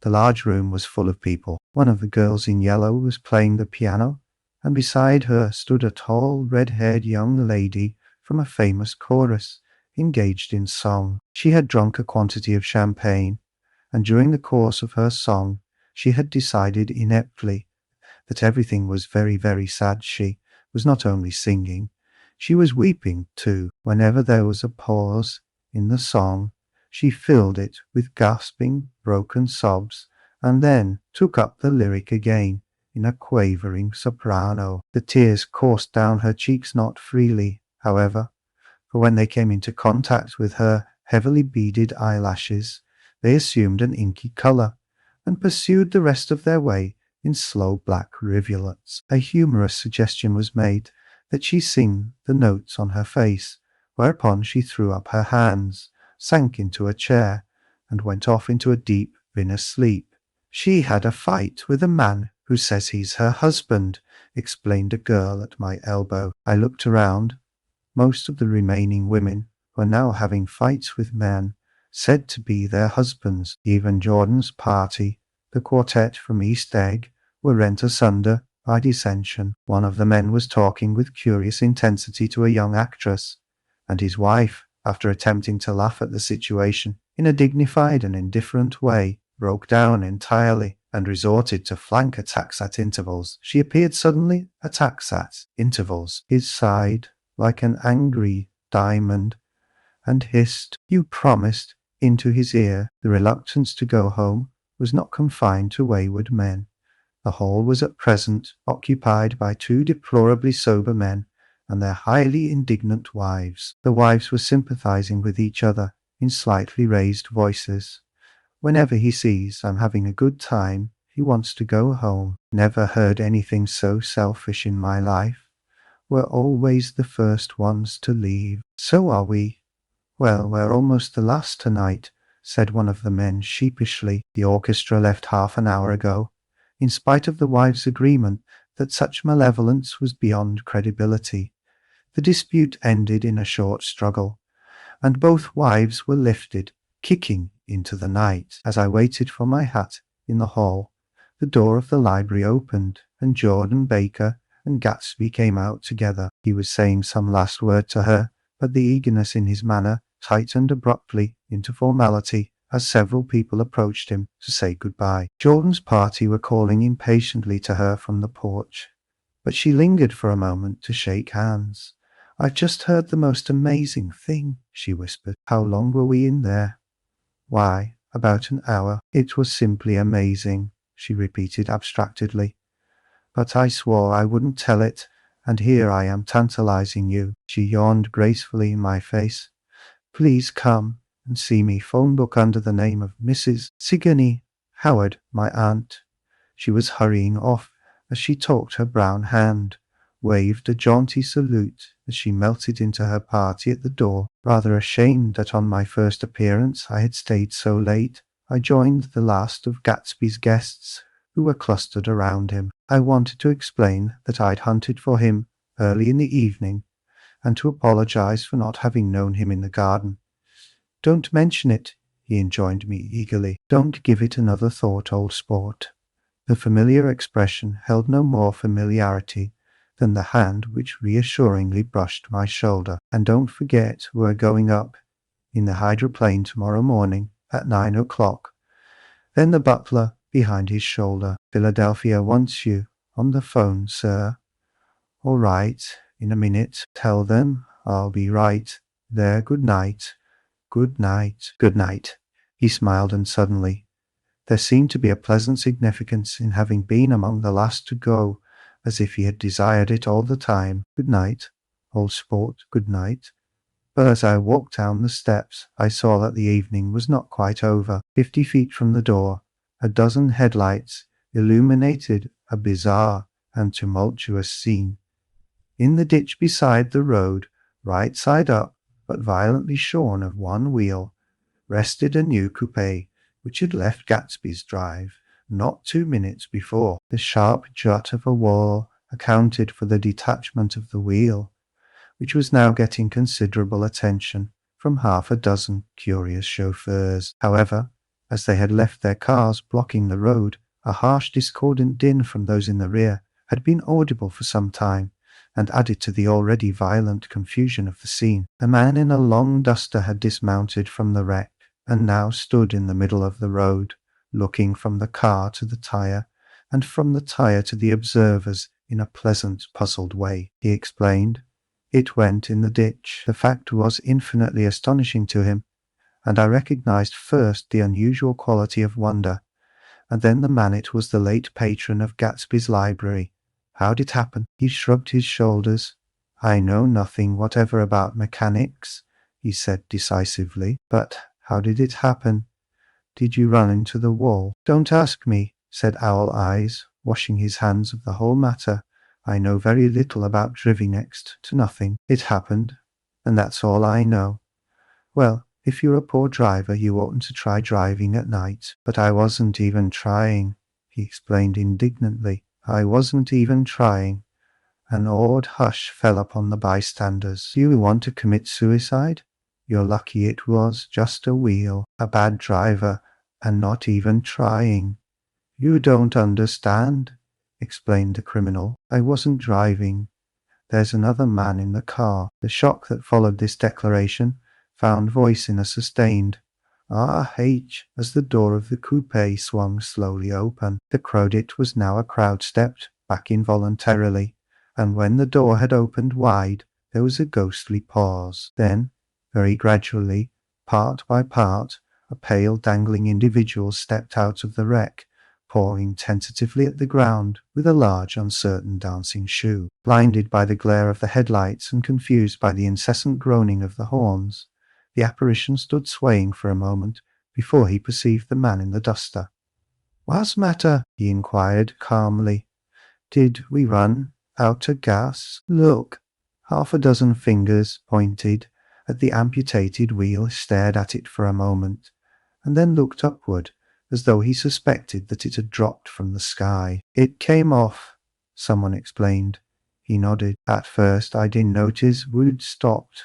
A pause. Then, Taking a long breath and straightening his shoulders, he remarked in a determined voice, "Wonder, tell me, where there's a gas line station." At least a dozen men, some of them a little better off than he was, explained to him that wheel and car were no longer joined by any physical bond. "Back out," he suggested after a moment. "Put her in reverse." "But the wheel's off." He hesitated. "No harm in trying," he said. The caterwauling horns had reached a crescendo, and I turned away and cut across the lawn toward home.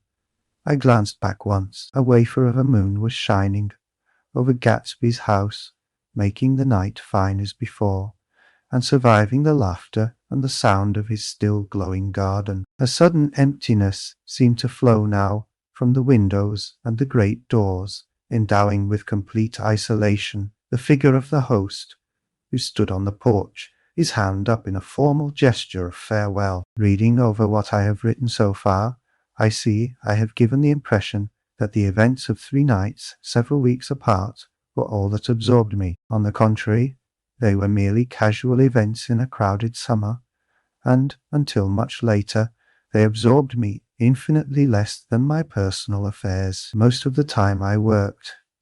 In the early morning the sun threw my shadow westward as I hurried down the white chasms of lower New York to the Probity Trust. I knew the other clerks and young bond salesmen by their first names and lunched with them in dark, crowded restaurants on little pig sausages and mashed potatoes and coffee. I even had a short affair with a girl who lived in Jersey City and worked in the accounting department, but her brother began throwing mean looks in my direction.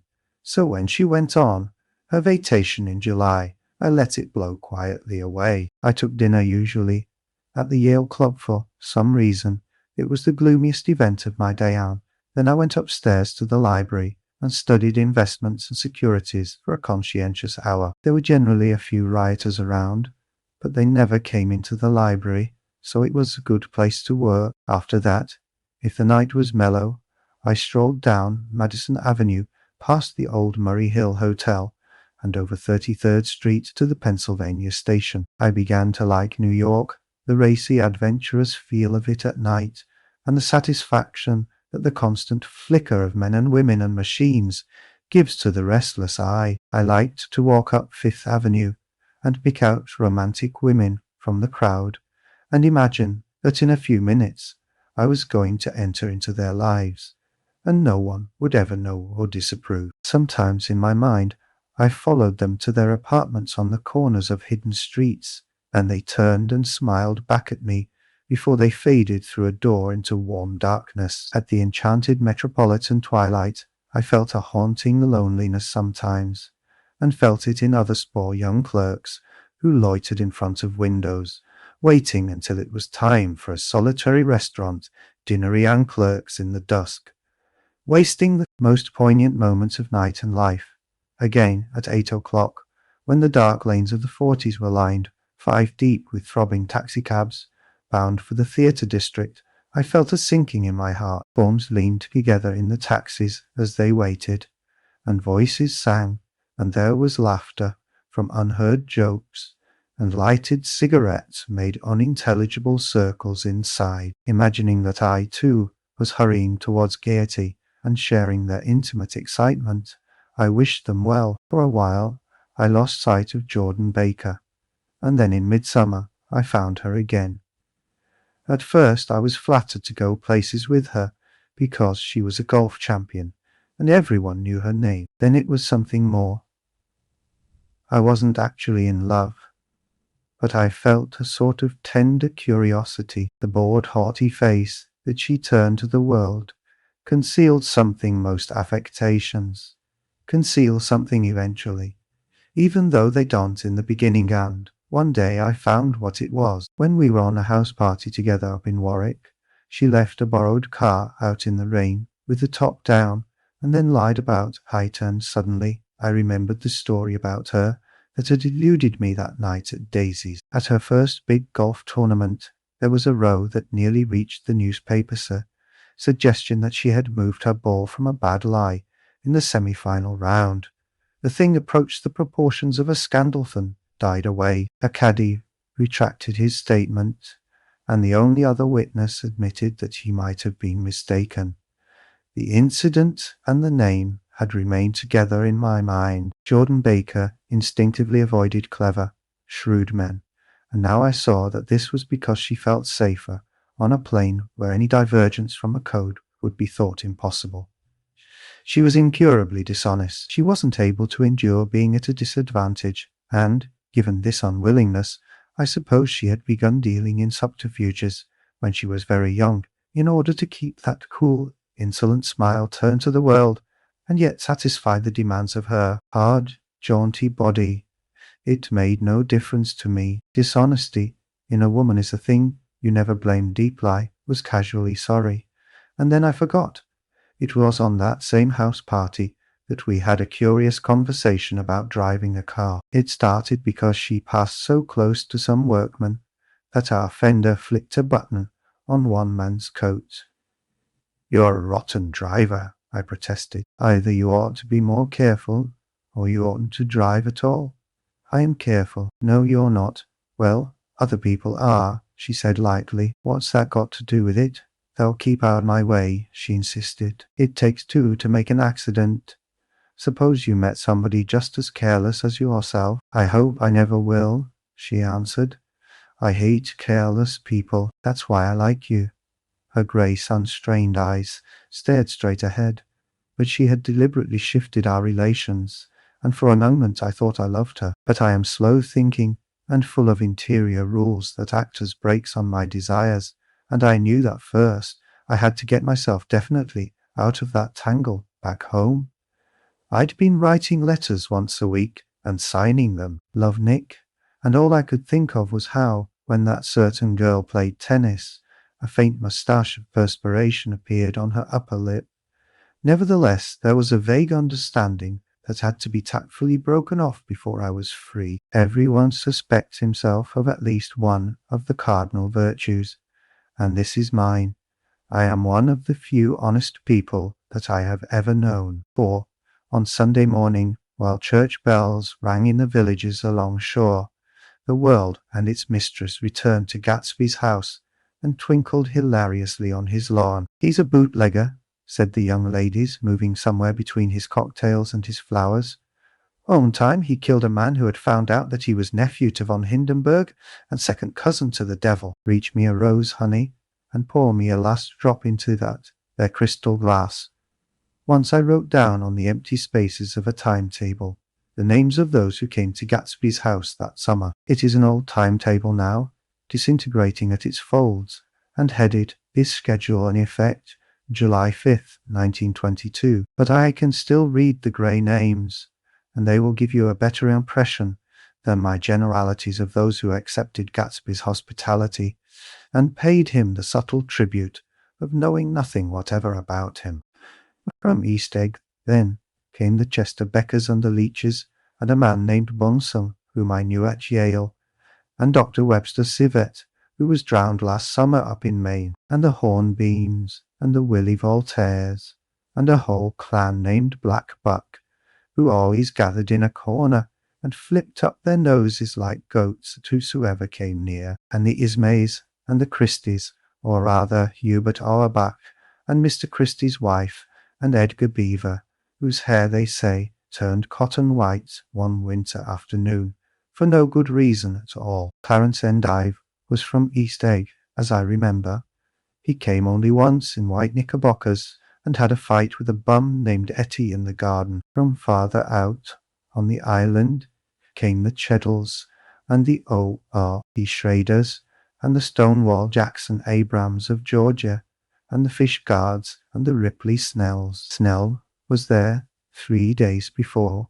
He went to the penitentiary, so drunk out on the gravel drive that Mrs. Ulysses Sweat's automobile ran over his right hand. The Dances came too, and S.B. Whitebait, who was well over 60, and Maurice A. Flink, and the Hammerheads, and Beluga the tobacco importer, and Beluga's girls. From West Egg came the Poles and the Mulreadys, and Cecil Roebuck, and Cecil Shoon, and Gulick, the state senator, and Newton Orchid, who controlled films par excellence, and Eckhost and Clyde, Cohen and Don S. Schwartz, the son and Arthur McCarty, all connected with the movies in one way or another, and the Catlips and the Bembergs and G. Earl Muldoon, brother to that Muldoon who afterward strangled his wife. Da Fontano, the promoter, came there, and Ed Legros and James B. Rot Gut Ferret, and the De Jongs and Ernest Lilithey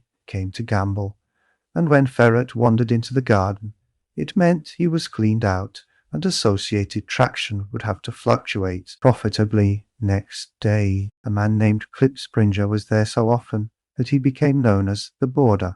Doubt if he had any other home.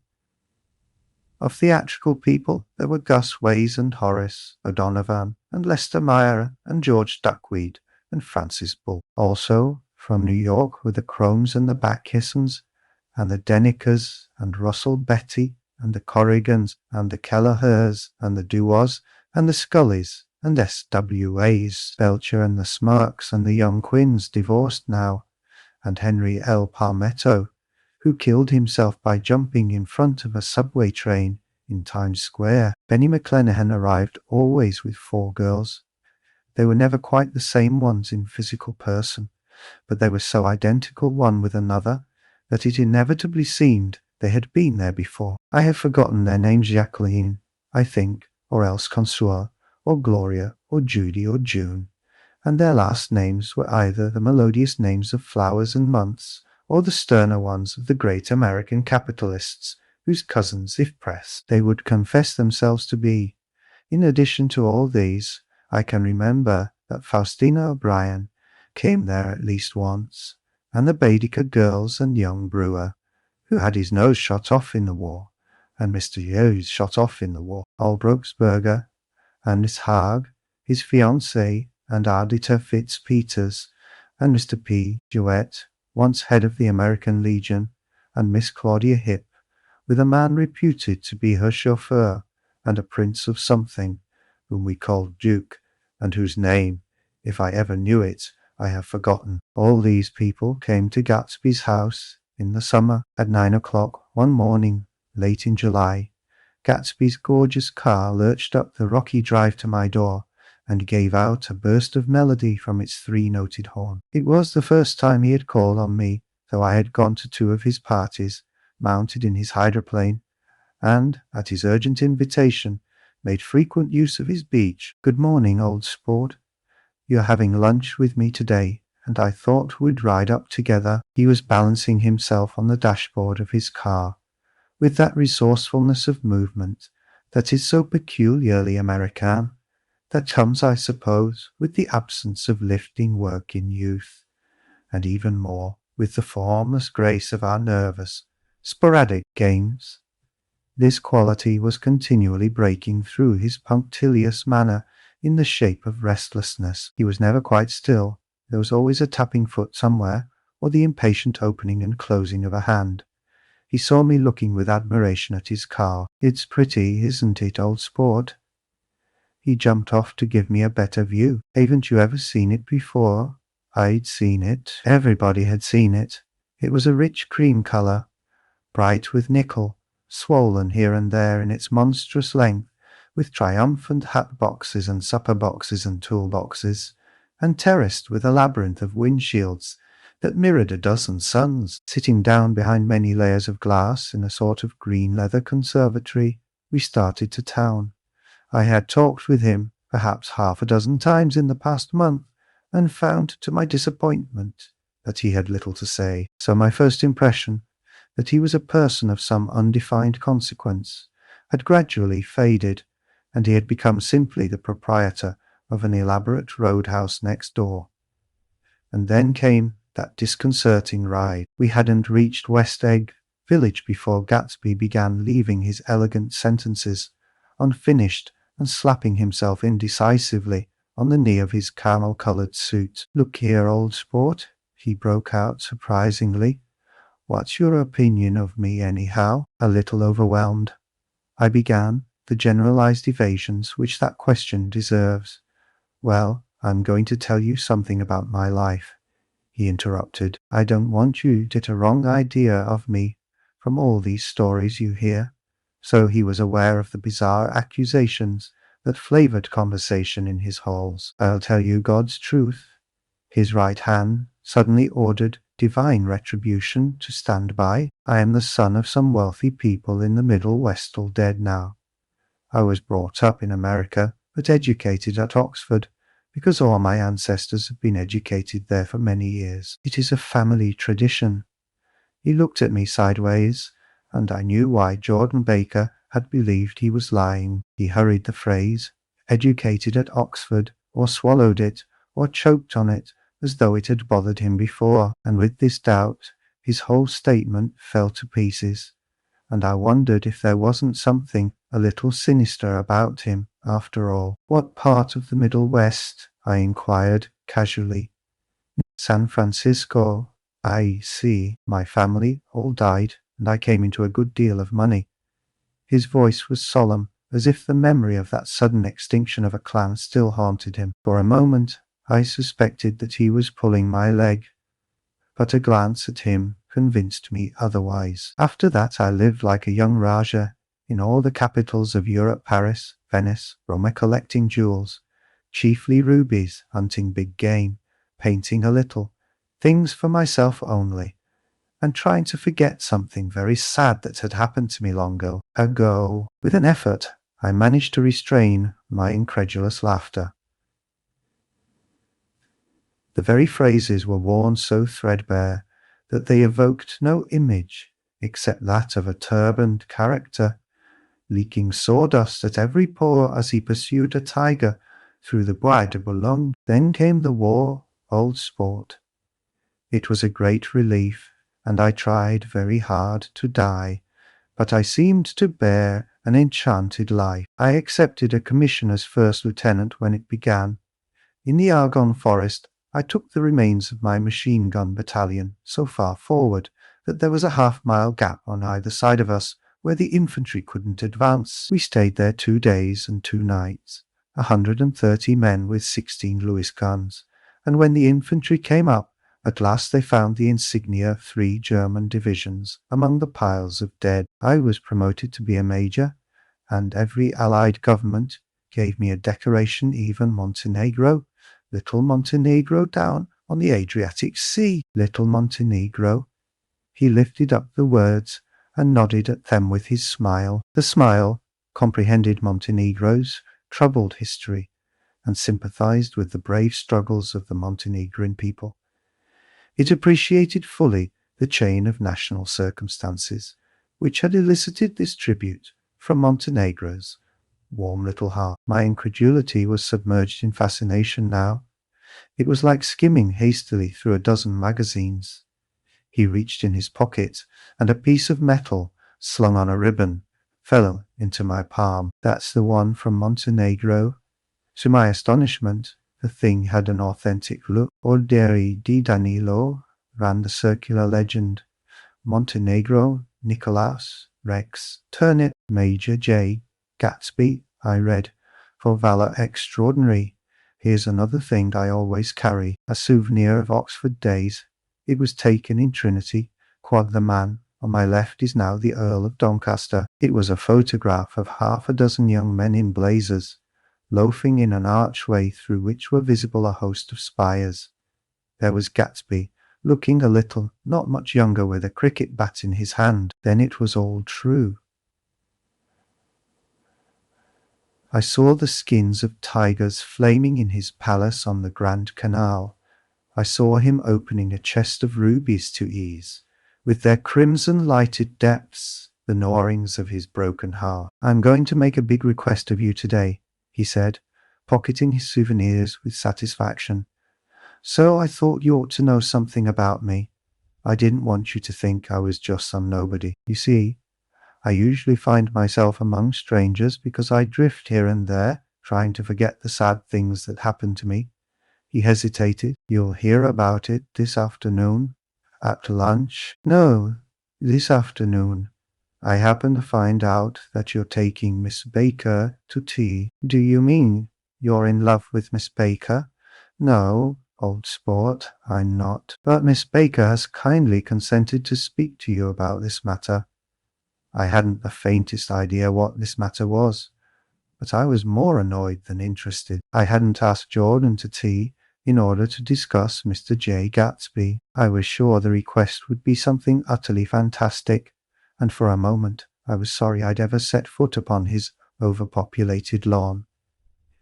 He wouldn't say another word. His correctness grew on him as we neared the city.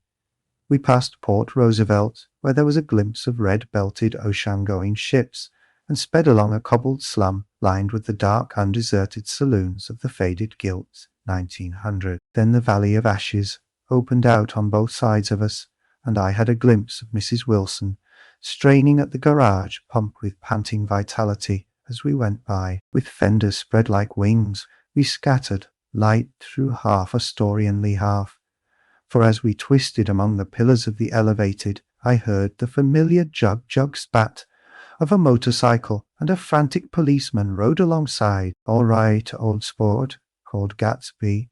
We slowed down. Taking a white card from his wallet, he waved it before the man's eyes. "Right you are," agreed the policeman, tipping his cap. "Know you next time, Mr. Gatsby." Excuse me. What was that?" I inquired. "The picture of Oxford. I was able to do the commissioner a favour once, and he sends me a Christmas card every year over the Great Bridge, with the sunlight through the girders, making a constant flicker upon the moving cars, with the city rising up across the river in white heaps and sugar lumps, all built with a wish out of non-olfactory money. The city scene from the Queensborough Bridge is always the city scene for the first time, in its first wild promise of all the mystery and the beauty in the world. A dead man passed us in a hearse, heaped with blooms, followed by 2 carriages with drawn blinds, and by more cheerful carriages for friends. The friends looked out at us with the tragic eyes and short upper lips of southeastern Europe, and I was glad that the sight of Gatsby's splendid car was included in their sombre holiday. As we crossed Blackwell's Island, a limousine passed us, driven by a white chauffeur, in which sat 3 modish Negroes, 2 bucks and a girl. I laughed aloud as the yolks of their eyeballs rolled toward us in haughty rivalry. Anything can happen now that we've slid over this bridge, I thought. Anything at all. Even Gatsby could happen, without any particular wonder. Roaring noon. In a well-fanned 42nd Street cellar, I met Gatsby for lunch. Blinking away the brightness of the street outside, my eyes picked him out obscurely in the anteroom, talking to another man. "Mr. Carraway, this is my friend, Mr. Wolfsheen." A small, flat-nosed Jew raised his large head and regarded me with 2 fine growths of hair which luxuriated in either nostril. After a moment, I discovered his tiny eyes in the half-darkness. "So I took one look at him," said Mr. Wolfsheen, shaking my hand earnestly. "And what do you think I did?" "What?" I inquired politely. "Gee." But evidently he was not addressing me, for he dropped my hand and covered Gatsby with his expressive nose. I handed the money to Catspaw, and I said, "All right, Catspaw, don't pay him a penny till he shuts his mouth." He shut it then and there. Gatsby took an arm of each of us and moved forward into the restaurant, whereupon Mr. Wolfsheen swallowed a new sentence he was starting and lapsed into a somnambulatory abstraction. "Highballs?" asked the head waiter. "This is a nice restaurant here," said Mr. Wolfsheen, looking at the Presbyterian nymphs on the ceiling. "But I like across the street better." "Yes, highballs," agreed Gatsby. And then to Mr. Wolfsheen, "It's too hot over there." "Hot and smallies," said Mr. Wolfsheen, "but full of memories." "What place is that?" I asked. "The old Metropole." "The old Metropole," brooded Mr. Wolfsheen gloomily. "Filled with faces dead and gone, filled with friends gone now forever. I can't forget so long as I live the night they shot Rosie Rosenthal there. It was 6 of us at the table, and Rosie had eaten and drunk a lot all evening.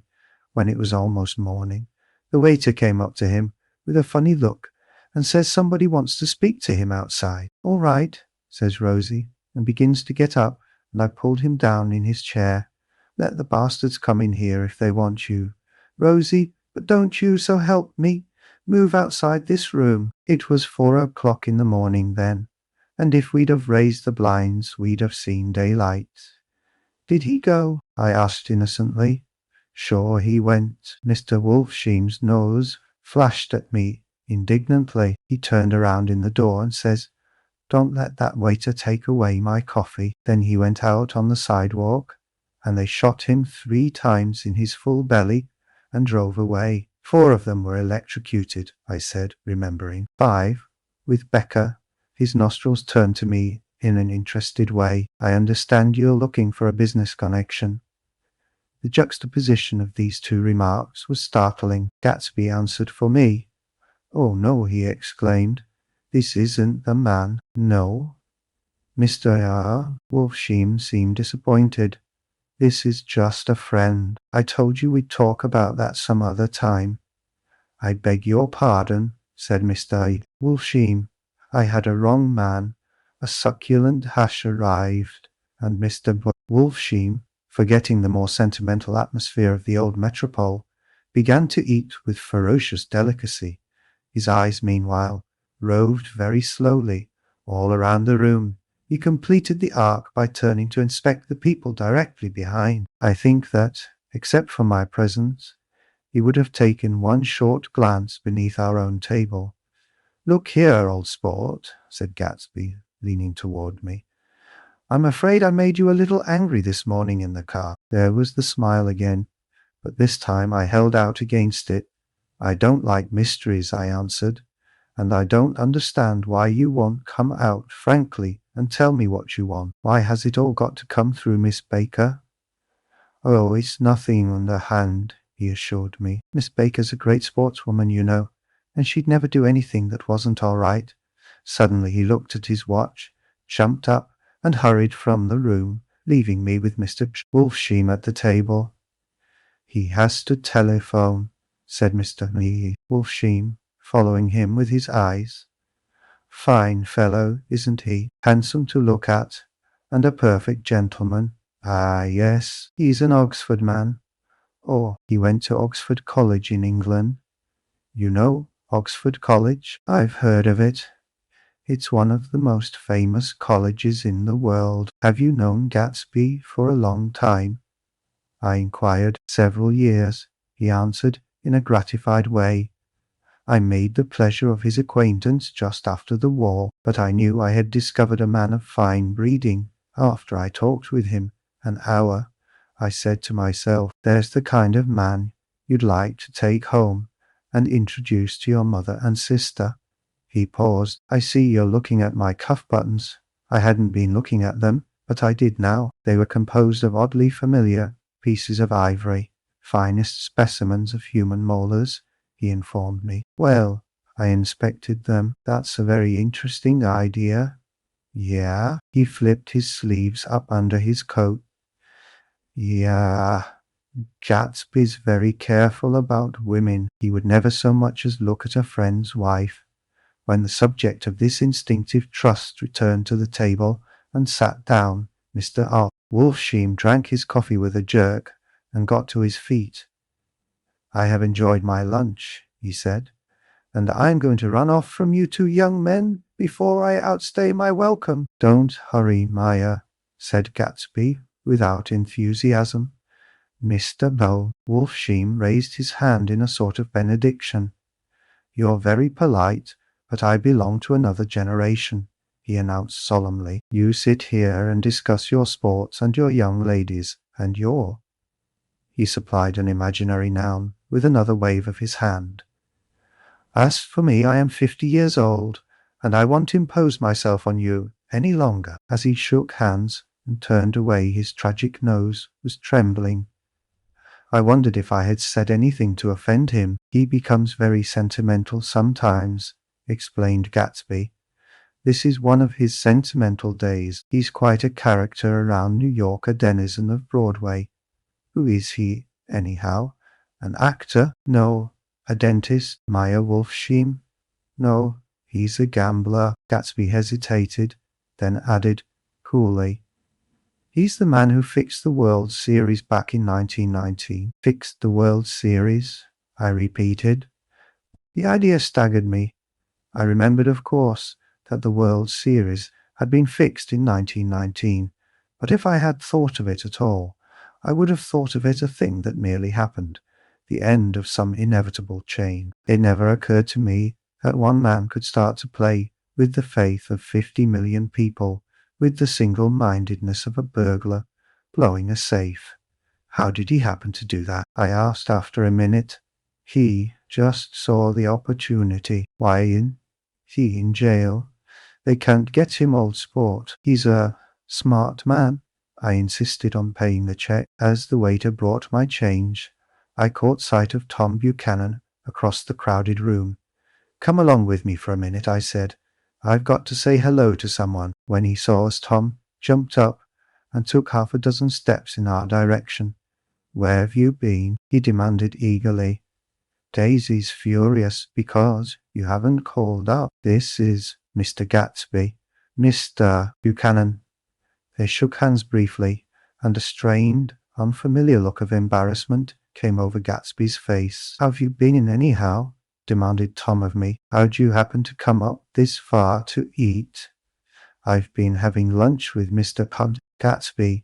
I turned toward Mr. Bow Gatsby, but he was no longer there. One October day in 1917, said Jordan Baker, that afternoon, sitting up very straight on a straight chair in the tea garden at the Plaza Hotel, I was walking along from one place to another, half on the sidewalks and half on the lawn. I was happier on the lawns because I had on shoes from England with rubber knobs on the soles that bit into the soft ground. I had on a new plaid skirt also that blew a little in the wind, and whenever this happened the red, white and blue banners in front of all the houses stretched out stiff and said, tut, tut, tut, tut, in a disapproving way. The largest of the banners and the largest of the lawns belonged to Daisy Fay's house.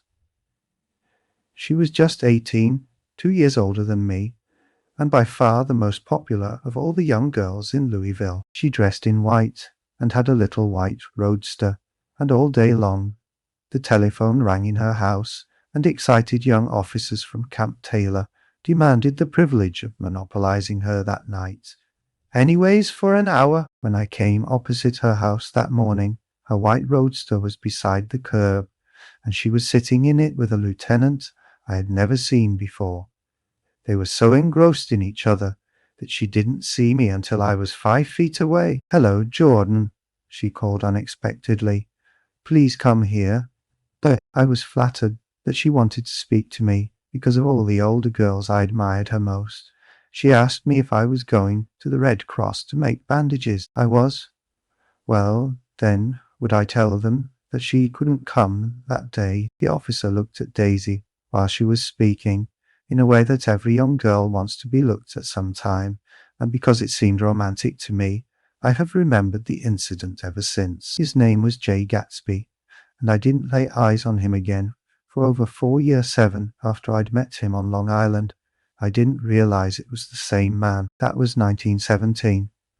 By the next year I had a few beaux myself, and I began to play in tournaments, so I didn't see Daisy very often. She went with a slightly older crowd when she went with anyone at all.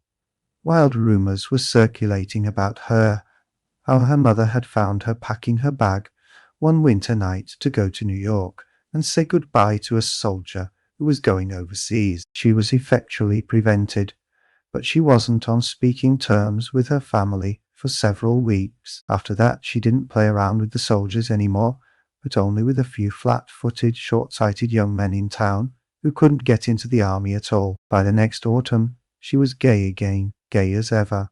She had a debut after the armistice, and in February she was presumably engaged to a man from New Orleans. In June, she married Tom Buchanan of Chicago, with more pomp and circumstance than Louisville ever knew before. He came down with 100 people in 4 private cars and hired a whole floor of the Mulbach Hotel, and the day before the wedding, He gave her a string of pearls, valued at $350,000. I was a bridesmaid. I came into her room half an hour before the bridal dinner, and found her lying on her bed, as lovely as the June night, in her flowered dress and as drunk as a monkey. She had a bottle of Sauterne in one hand and a letter in the other. "Gratulate me," she muttered. "Never had a drink before, but oh, how I do enjoy it." "What's the matter, Daisy?" I was scared, I can tell you. I'd never seen a girl like that before. "Here, dearies." She groped around in a wastebasket she had with her on the bed and pulled out the string of pearls. "Take 'em downstairs and give 'em back to whoever they belong to. Tell 'em all Daisy's changed her mind. Say, Daisy's changed her mind." She began to cry. She cried and cried. I rushed out and found her mother's maid, and we locked the door and got her into a cold bath. She wouldn't let go of the letter. She took it into the tub with her and squeezed it up in a wet ball, and only let me leave it in the soap dish when she saw that it was coming to pieces like snow. But she didn't say another word. We gave her spirits of ammonia and put ice on her forehead and hooked her back into her dress, and half an hour later, when we walked out of the room, the pearls were around her neck and the incident was over. Next day, at 5 o'clock, she married Tom Buchanan without so much as a shiver and started off on a 3-month trip to the South Seas. I saw them in Santa Barbara when they came back, and I thought I'd never seen a girl so mad about her husband. If he left the room for a minute, she'd look around uneasily and say, "Where's Tom gone?" and wear the most abstracted expression until she saw him coming in the door. She used to sit on the sand with his head in her lap by the hour, rubbing her fingers over his eyes and looking at him with unfathomable delight.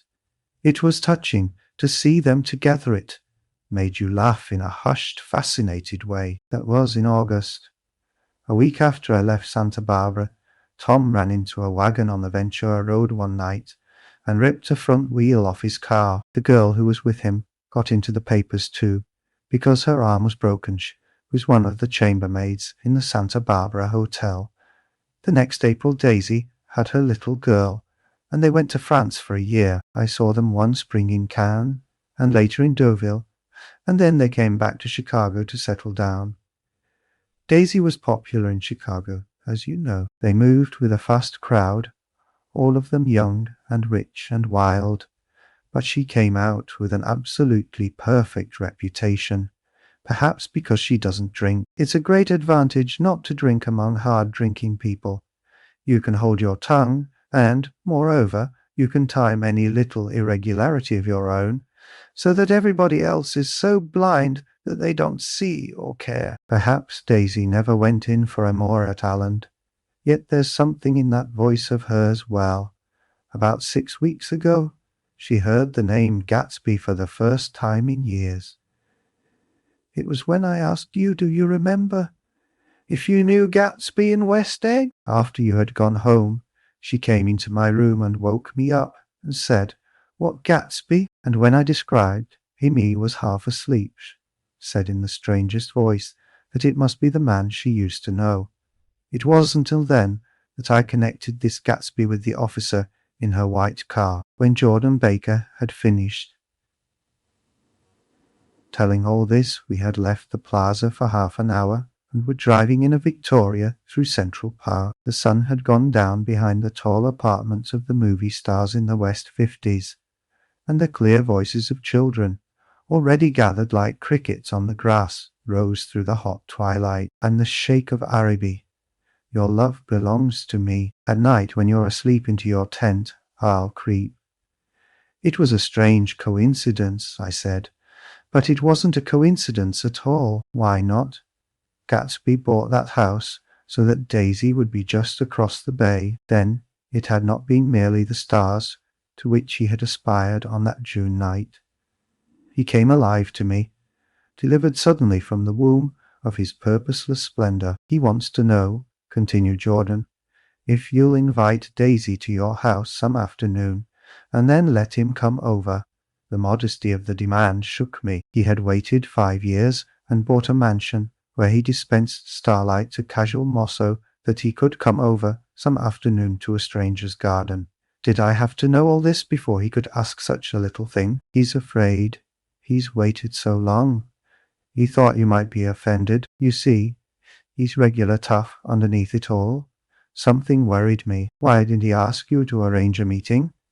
He wants her to see his house, she explained, and your house is right next door.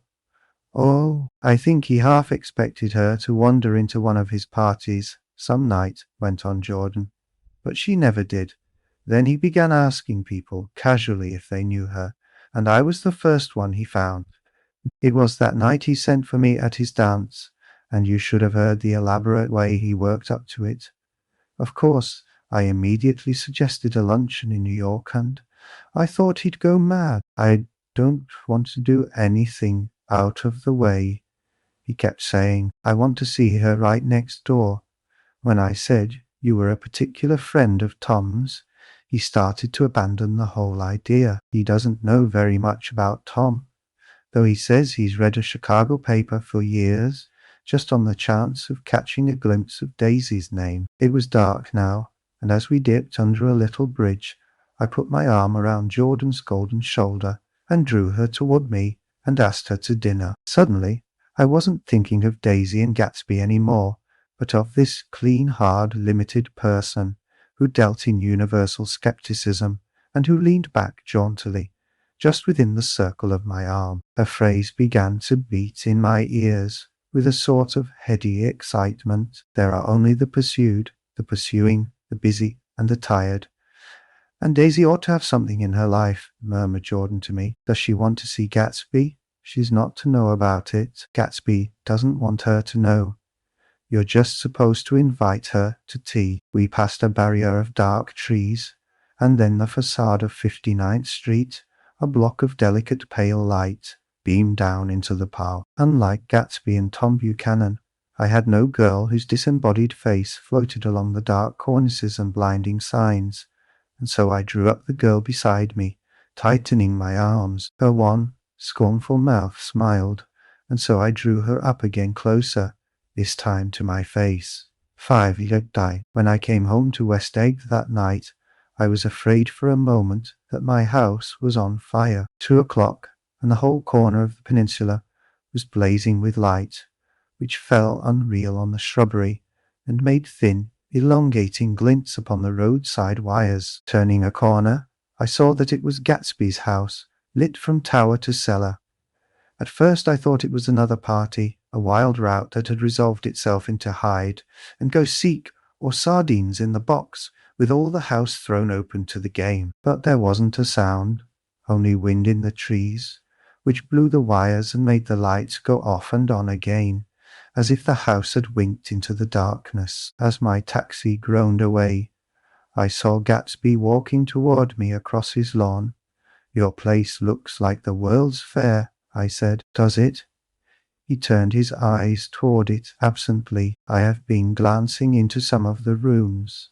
Let's go to Coney Island, old sport. In my car? It's too late. Well, suppose we take a plunge in the swimming pool. I haven't made use of it all summer. I've got to go to bed. All right. He waited, looking at me with suppressed eagerness. I talked with Miss Baker, I said after a moment. I'm going to call up Daisy tomorrow and invite her over here to tea. Oh, that's all right, he said carelessly. I don't want to put you to any trouble. What day would suit you? What day would suit you? He corrected me quickly. I don't want to put you to any trouble, you see. How about the day after tomorrow? He considered for a moment. Then, with reluctance, I want to get the grass cut, he said. We both looked down at the grass. There was a sharp line where my ragged lawn ended, and the darker, well-kept expanse of his began. I suspected that he meant my grass. There's another little thing, he said uncertainly, and hesitated. Would you rather put it off for a few days? I asked. Oh, it isn't about that. At least, he fumbled with a series of beginning. Why, look here, old sport. You don't make much money, do you? Not very much. This seemed to reassure him, and he continued more confidently. I thought you didn't, if you'll pardon my you see. I carry on a little business on the side, a sort of sideline, you understand, and I thought that if you don't make very much you're selling bonds, aren't you, old sport? Trying to. Well, this would interest you. It wouldn't take up much of your time, and you might pick up a nice bit of money. It happens to be a rather confidential sort of thing. I realize now that under different circumstances that conversation might have been one of the crises of my life, but because the offer was obviously and tactlessly for a service to be rendered, I had no choice except to cut him off there. I've got my hands full, I said. I'm much obliged, but I couldn't take on any more work. You wouldn't have to do any business with Wolf Sheen. Evidently he thought that I was shying away from the connection mentioned at lunch, but I assured him he was wrong. He waited a moment longer, hoping I'd begin a conversation, but I was too absorbed to be responsive, so he went unwillingly home. The evening had made me light-headed and happy. I think I walked into a deep sleep as I entered my front door. So I don't know whether or not Gatsby went to Coney Island, or for how many hours he glanced into rooms while his house blazed gaudily on. I called up Daisy from the office next morning and invited her to come to tea. Don't bring Tom, I warned her. What? Don't bring Tom? Who is Tom? She asked innocently. The day agreed upon was pouring rain. At 11 o'clock, a man in a raincoat, dragging a lawn-mower, tapped at my front door and said that Mr. Gatsby had sent him over to cut my grass.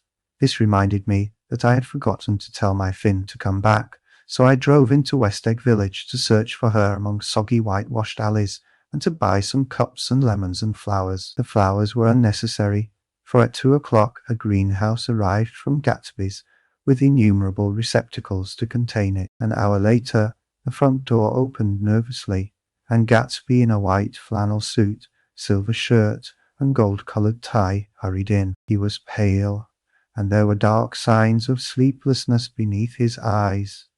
Is everything all right? He asked immediately.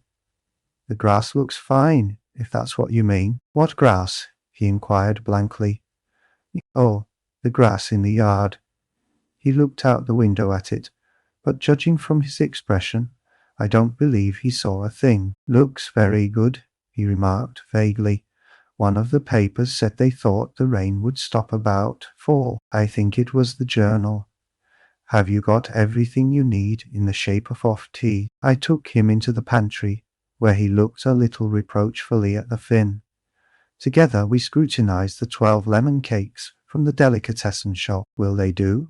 I asked. Of course, they're fine, and he added hollowly. Old sport. The rain cooled about 3:30 to a damp mist, through which occasional thin drops swam like dew. Gatsby looked with vacant eyes through a copy of Clay's Economics, starting at the finished tread that shook the kitchen floor, and peering towards the bleared windows from time to time, as if a series of invisible but alarming happenings were taking place outside. Finally he got up and informed me in an uncertain voice that he was going home. Why's that? Nobody's coming to tea. It's too late. He looked at his watch as if there was some pressing demand on his time elsewhere. I can't wait all day. Don't be silly. It's just 2 minutes to 4. He sat down miserably, as if I had pushed him, and simultaneously there was the sound of a motor turning into my lane. We both jumped up, and a little harrowed myself, I went out into the yard. Under the dripping bare lilac trees, a large open car was coming up the drive. It stopped. Daisy's face, tipped sideways beneath a 3-cornered lavender hat, looked out at me with a bright, ecstatic smile. Is this absolutely where you live, my dearest one? The exhilarating ripple of her voice was a wild tonic in the rain. I had to follow the sound of it for a moment, up and down, with my ear alone, before any words came through. A damp streak of hair lay like a dash of blue paint across her cheek, and her hand was wet with glistening drops as I took it to help her from the car. "Are you in love with me?" she said low in my ear. "Or why did I have to come alone?" "That's the secret of Castle Rackrent. Tell your chauffeur to go far away and spend an hour. Come back in an hour, Ferdy." Then in a grave murmur, "His name is Ferdy. Does the gasoline affect his nose?" "I don't think so," she said innocently. "Why?" We went in. To my overwhelming surprise, the living room was deserted. "Well, that's funny," I exclaimed. "What's funny?" She turned her head, as there was a light, dignified knocking at the front door. I went out and opened it. Gatsby, pale as death, with his hands plunged like weights in his coat pockets, was standing in a puddle of water, glaring tragically into my eyes. With his hands still in his coat pockets, he stalked by me into the hall, turned sharply as if he were on a wire, and disappeared into the living room. It wasn't a bit funny. Aware of the loud beating of my own heart, I pulled the door to against the increasing rain. For half a minute there wasn't a sound. Then, from the living room, I heard a sort of choking murmur and part of a laugh, followed by Daisy's voice on a clear artificial note. "I certainly am awfully glad to see you again." A pause. It endured horribly. I had nothing to do in the hall, so I went into the room. Gatsby, his hands still in his pockets, was reclining against the mantelpiece in a strained counterfeit of perfect ease. His head leaned back so far that it rested against the face of a defunct mantelpiece clock, and from this position his distraught eyes stared down at Daisy, who was sitting, frightened but graceful, on the edge of a stiff chair. "We've met before," muttered Gatsby. His eyes glanced momentarily at me, and his lips parted with an abortive attempt at a laugh. Luckily, the clock took this moment to tilt dangerously at the pressure of his head, whereupon he turned and caught it with trembling fingers and set it back in place. Then he sat down, rigidly, his elbow on the arm of the sofa and his chin in his hand. "I'm sorry about the clock," he said. My own face had now assumed a deep tropical burn. I couldn't muster up a single commonplace out of the 1,000 in my head. "It's an old clock," I told them idiotically. I think we all believed for a moment that it had smashed in pieces on the floor. "We haven't met for many years," said Daisy, her voice as matter-of-fact as it could ever be.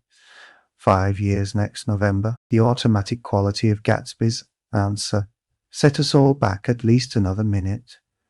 I had them both on their feet with the desperate suggestion that they help me make tea in the kitchen when the demoniac Finn brought it in on a tray. Amid the welcome confusion of cups and cakes, a certain physical decency established itself.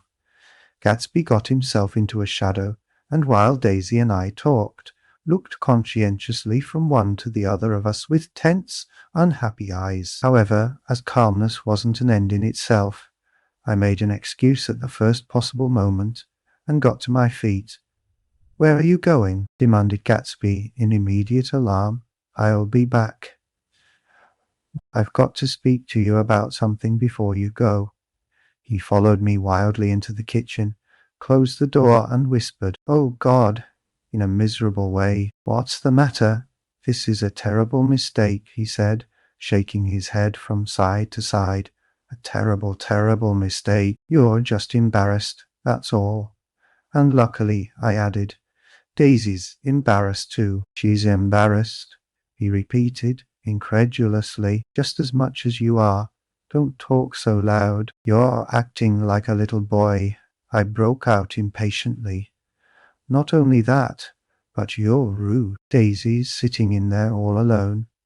He raised his hand to stop my words, looked at me with unforgettable reproach, and, opening the door cautiously, went back into the other room. I walked out the back way just as Gatsby had when he had made his nervous circuit of the house half an hour before, and ran for a huge black knotted tree, whose massed leaves made a fabric against the rain. Once more it was pouring, and my irregular lawn, well shaved by Gatsby's gardener abounded in small muddy swamps and prehistoric marshes. There was nothing to look at from under the tree except Gatsby's enormous house, so I stared at it, like Kant at his church steeple, for half an hour. A brewer had built it early in the period craze, a decade before, and there was a story that he'd agreed to pay 5 years' taxes on all the neighbouring cottages if the owners would have their roofs thatched with straw. Perhaps their refusal took the heart out of his plan to found a family. High went into an immediate decline. His children sold his house with the black wreath still on the door. Americans, while willing, even eager, to be serfs, have always been obstinate about being peasantry. After half an hour, the sun shone again, and the grocer's automobile rounded Gatsby's drive with the raw material for his servants. Dinner he felt sure he wouldn't eat a spoonful. A maid began, opening the upper windows of his house, appeared momentarily in each, and leaning from the large central bay, spat meditatively into the garden. It was time I went back. While the rain continued, it seemed like the murmur of their voices, rising and swelling a little now and then, with gusts of emotion. But in the new silence, I felt that silence had fallen within the house too. I went in after, making every possible noise in the kitchen, short of pushing over the stove. But I don't believe they heard a sound. They were sitting at either end of the couch, looking at each other as if some question had been asked or was in the air, and every vestige of embarrassment was gone. Daisy's face was smeared with tears, and when I came in, she jumped up and began wiping at it with her handkerchief before a mirror. But there was a change in Gatsby that was simply confounding. He literally glowed. Without a word or a gesture of exaltation, a new well-being radiated from him and filled the little room. "Oh, hello, old sport," he said, as if he hadn't seen me for years. I thought for a moment he was going to shake hands. "It's stopped raining, has it?" When he realized what I was talking about, that there were twinkle bells of sunshine in the room, he smiled like a weatherman, like an ecstatic patron of recurrent light, and repeated the news to Daisy. "What do you think of that?" "It stopped raining. I'm glad, Jay." Her throat, full of aching, grieving beauty, told only of her unexpected joy. "I want you and Daisy to come over to my house," he said. "I'd like to show her around. You're sure you want me to come?" "Absolutely, old sport." Daisy went upstairs to wash her face too. Late, I thought, with humiliation of my towels while Gatsby and I waited on the lawn. "My house looks well, doesn't it?" he demanded. "See how the whole front of it catches the light?" I agreed that it was splendid. "Yes." His eyes went over it, every arched door and square tower. "It took me just 3 years to earn the money that bought it." "I thought you inherited your money." "I did, old sport," he said automatically, "but I lost most of it in the big panic of the war." I think he hardly knew what he was saying, for when I asked him what business he was in, he answered, "That's my affair," before he realized that it wasn't an appropriate reply. "Oh, I've been in several things," he corrected himself. "I was in the drug business, and then I was in the oil business, but I'm not in either one now." He looked at me with more attention. "Do you mean you've been thinking over what I proposed the other night?" Before I could answer, Daisy came out of the house, and 2 rows of brass buttons on her dress gleamed in the sunlight. "That huge place there," she cried, pointing. "Do you like it?" "I love it, but I don't see how you live there all alone. I keep it always full of interesting people, night and day, people who do interesting things. Celebrated people." Instead of taking the shortcut along the Sound, we went down to the road and entered by the big postern. With enchanting murmurs, Daisy admired this aspect or that of the feudal silhouette against the sky, admired the gardens, the sparkling odour of jonquils, and the frothy odour of hawthorn and plum blossoms, and the pale gold odour of kiss me at the gate. It was strange to reach the marble steps and find no stir of bright dresses in and out the door, and hear no sound but bird voices in the trees. And inside, as we wandered through Marie Antoinette music rooms and restoration salons, I felt that there were guests concealed behind every couch and table, under orders to be breathlessly silent until we had passed through. As Gatsby closed the door of the Merton College Library, I could have sworn I heard the owl-eyed man break into ghostly laughter. We went upstairs, through period bedrooms swathed in rose and lavender silk and vivid with new flowers, through dressing rooms and pool rooms, and bathrooms with sunken baths intruding into one chamber where a dishevelled man in pyjamas was doing liver exercises on the floor. It was Mr. Klipspringer, the boarder. I had seen him wandering hungrily about the beach that morning. Finally we came to Gatsby's own apartment, a bedroom and a bath, and an Adam's study, where we sat down and drank a glass of some chartreuse he took from a cupboard in the wall. He hadn't once ceased looking at Daisy, and I think he revalued everything in his house according to the measure of response it drew from her well-loved eyes. Sometimes, too, he stared around at his possessions in a dazed way, as though in her actual and astounding presence none of it was any longer real. Once he nearly toppled down a flight of stairs. His bedroom was the simplest room of Alec, except where the dresser was garnished with a toilet set of pure dull gold. Daisy took the brush with delight and smoothed her hair, whereupon Gatsby sat down and shaded his eyes and began to laugh. "It's the funniest thing, old sport," he said hilariously. "I can't when I try to." He had passed visibly through 2 states and was entering upon a third. After his embarrassment and his unreasoning joy, he was consumed with wonder at her presence. He had been full of the idea so long, dreamed it right through to the end, waited with his teeth set, so to speak, at an inconceivable pitch of intensity. Now in the reaction he was running down like an overwound clock. Recovering himself in a minute, he opened for us 2 hulking patent cabinets, which held his massed suits and dressing gowns and ties, and his shirts piled like bricks in stacks a dozen high. "I've got a man in England who buys me clothes. He sends over a selection of things at the beginning of each season, spring and fall." He took out a pile of shirts and began throwing them, one by one, before us. Shirts of sheer linen and thick silk and fine flannel, which lost their folds as they fell and covered the table in many-coloured disarray. While we admired, he brought more, and the soft rich heap mounted higher shirts with stripes and scrolls and plaids in coral and apple green and lavender and faint orange with monograms of Indian blue. Suddenly, with a strange sound, Daisy bent her head into the shirts and began to cry stormily. "They're such beautiful shirts," she sobbed, her voice muffled in the thick folds. "It makes me sad because I've never seen such beautiful shirts before." After the house, we were to see the grounds and the swimming pool, and the hydroplane, and the midsummer flowers, but outside Gatsby's window it began to rain again. So we stood in a row, looking at the corrugated surface of the Sound. "If it wasn't for the mist, we could see your home across the bay," said Gatsby. "You always have a green light that burns all night at the end of your dock." Daisy put her arm through his abruptly, but he seemed absorbed in what he had just said. Possibly it had occurred to him that the colossal significance of that light had now vanished forever. Compared to the great distance that had separated him from Daisy, it had seemed very near to her, almost touching her. It had seemed as close as a star to the moon. Now it was again a green light on a dock. His count of enchanted objects had diminished by 1.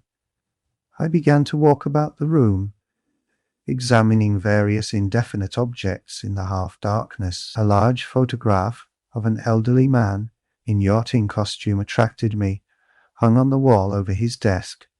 "Who's this?" That's Mr. Dan Cody, old sport." The name sounded faintly familiar. "He's dead now. He used to be my best friend years ago." There was a small picture of Gatsby, also in yachting costume, on the bureau. Gatsby, with his head thrown back, defiantly taken, apparently when he was about 18. "I adore it," exclaimed Daisy. "The pompadour."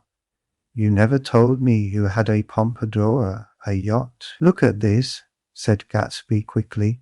Here's a lot of clippings about you. They stood side by side, examining it. I was going to ask to see the rubies when the phone rang, and Gatsby took up the receiver. Yes, well, I can't talk. Now, I can't talk now, old sport. I said a small town. He must know what a small town is well. He's no use to us if Detroit is his idea of a small town. He rang off. Come here quick, cried Daisy at the window. The rain was still falling, but the darkness had parted in the west, and there was a pink and golden billow of foamy clouds above the sea. Look at that, she whispered, and then after a moment, I'd like to just get one of those pink clouds and put you in it and push you around. I tried to go then, but they wouldn't hear of it. Perhaps my presence made them feel more satisfactorily alone. I know what we'll do, said Gatsby. Well, have Klipspringer play the piano. He went out of the room, calling Ewing, and returned in a few minutes, accompanied by an embarrassed, slightly worn young man, with shell-rimmed glasses and scanty blonde hair. He was now decently clothed in a sport shirt, open at the neck, sneakers and duck trousers of a nebulous hue. Did we interrupt your exercise? Inquired Daisy politely.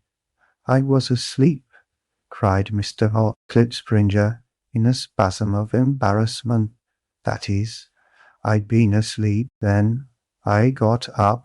Klipspringer plays the piano, said Gatsby, cutting him off. Don't you, Ewing, old sport? I don't play well. I don't play at all. I'm all out of prac. We'll go downstairs, interrupted Gatsby. He flipped a switch. The grey windows disappeared as the house glowed full of light. In the music room, Gatsby turned on a solitary lamp beside the piano. He lit Daisy's cigarette from a trembling match and sat down with her on a couch far across the room, where there was no light save what the gleaming floor bounced in from the hall. When Klipspringer had played The Love Nest, he turned around on the bench and searched unhappily for Gatsby in the gloom. I'm all out of practice, you see. I told you I couldn't play. I'm all out of prac. Don't talk so much, old sport, commanded Gatsby. Play. In the morning, in the evening. Ain't we got fun? Outside the wind was loud, and there was a faint flow of thunder along the sound. All the lights were going on in West Egg now. The electric trains, men carrying, were plunging home through the rain from New York. It was the hour of a profound human change, and excitement was generating on the air. One thing's sure, and nothing's surer. The rich get richer, and the poor get children. In the meantime, in between time, as I went over to say goodbye, I saw that the expression of bewilderment had come back into Gatsby's face, as though a faint doubt had occurred to him as to the quality of his present happiness. Almost 5 years! There must have been moments, even that afternoon, when Daisy tumbled short of his dreams not through her own fault, but because of the colossal vitality of his illusion. It had gone beyond her, beyond everything. He had thrown himself into it with a creative passion, adding to it all the time, decking it out with every bright feather that drifted his way. No amount of fire or freshness can challenge what a man can store up in his ghostly heart. As I watched him, he adjusted himself a little, visibly. His hand took hold of hers, and as she said something low in his ear, he turned toward her with a rush of emotion. I think that voice held him most, with its fluctuating, feverish warmth, because it couldn't be overdreamed. That voice was a deathless song. They had forgotten me, but Daisy glanced up and held out her hand. Gatsby didn't know me now at all. I looked once more at them, and they looked back at me, remotely possessed by intense life. Then I went out of the room and down the marble steps into the rain, leaving them there together. 6. About this time, an ambitious young reporter from New York arrived one morning at Gatsby's door and asked him if he had anything to say. Anything to say about what? Inquired Gatsby politely. Why, any statement to give out. It transpired after a confused 5 minutes that the man had heard Gatsby's name around his office in a connection which he either wouldn't reveal or didn't fully understand. This was his day off, and with laudable initiative he had hurried out to see.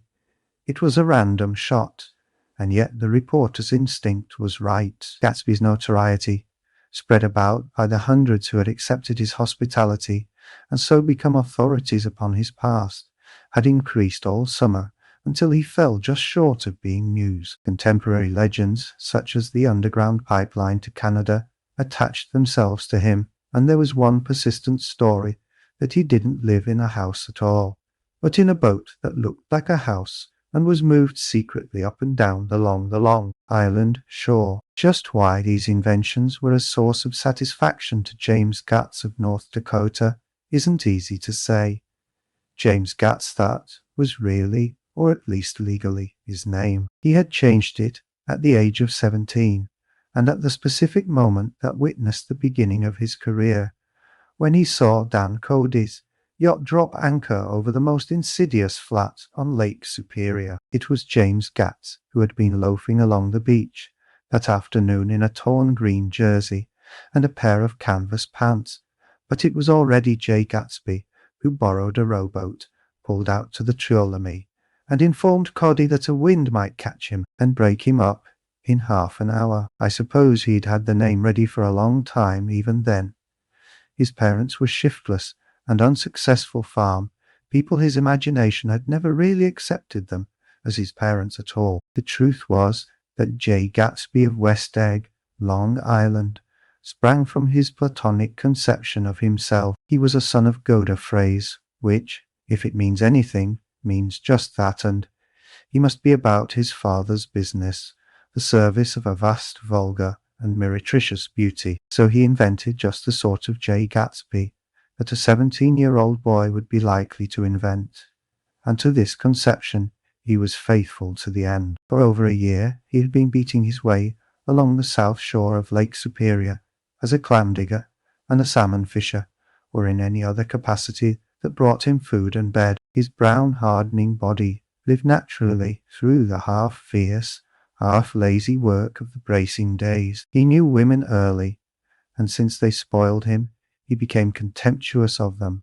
of young virgins because they were ignorant, of the others because they were hysterical about things which, in his overwhelming self-absorption, he took for granted. But his heart was in a constant turbulent riot.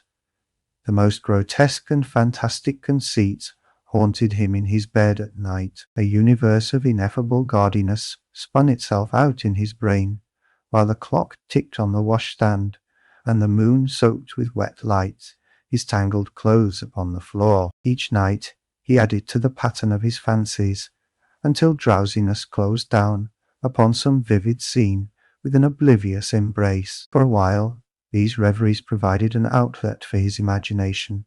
They were a satisfactory hint of the unreality of reality, a promise that the rock of the world was founded securely on a fairy's wing. An instinct toward his future glory had led him, some months before, to the small Lutheran college of St. Olaf's in southern Minnesota. He stayed there 2 weeks, dismayed at its ferocious indifference to the drums of his destiny, to destiny itself, and despising the janitor's work with which he was to pay his way through. Then he drifted back to Lake Superior, and he was still searching for something to do on the day that Dan Cody's yacht dropped anchor in the shallows along shore. Cody was 50 years old then, a product of the Nevada silver fields, of the Yukon, of every rush for metal since '75. The transactions in Montana copper that made him many times a millionaire found him physically robust, but on the verge of soft-mindedness, and suspecting this, an infinite number of women tried to separate him from his money. The none too savory ramifications by which Ella Kay, the newspaper woman, played Madame de Maintenon to his weakness and sent him to sea in a yacht were common property of the turgid journalism in 1902. He had been coasting along all too hospitable shores for 5 years when he turned up as James Gats's destiny in Little Girl Bay. To young Gatz, resting on his oars and looking up at the railed deck That yacht represented all the beauty and glamour in the world. I suppose he smiled at Cody. He had probably discovered that people liked him when he smiled. At any rate, Cody asked him a few questions. One of them elicited the brand new name, and found that he was quick and extravagantly ambitious. A few days later, he took him to Duluth and bought him a blue coat, 6 pairs of white duck trousers, and a yachting cap. And when the Tuolumne left for the West Indies and the Barbary Coast, Gatsby left too. He was employed in a vague personal capacity while he remained with Cody. He was in turn steward, mate, skipper, secretary, and even jailer. For Dan Cody sober knew what lavish doings Dan Cody drunk might soon be about, and he provided for such used contingencies by reposing more and more trust in Gatsby. The arrangement lasted 5 years, during which the boat went 3 times around the continent. It might have lasted indefinitely, except for the fact that Ella Kay came on board one night in Boston, and a week later, Dan Cody inhospitably died. I remember the portrait of him up in Gatsby's bedroom, a grey florid man with a hard, empty face, pioneer debauchee, who during one phase of American life brought back to the eastern seaboard the savage violence of the frontier, brothel and saloon. It was indirectly due to Cody that Gatsby drank so little. Sometimes, in the course of gay parties, women used to rub champagne into his hair. For himself, he formed the habit of letting liquor alone, and it was from Cody that he inherited money, a legacy of $25,000. He didn't get it. He never understood the legal device that was used against him. But what remained of the millions went intact to Ella Kay. He was left with his singularly appropriate education. The vague contour of Jay Gatsby had filled out to the substantiality of a man. He told me all this very much later, but I've put it down here with the idea of exploding those first wild rumors about his antecedents, which weren't even faintly true. Moreover, he told it to me at a time of confusion, when I had reached the point of believing everything and nothing about him. So I take advantage of this short halt, while Gatsby, so to speak, caught his breath, to clear this set of misconceptions away.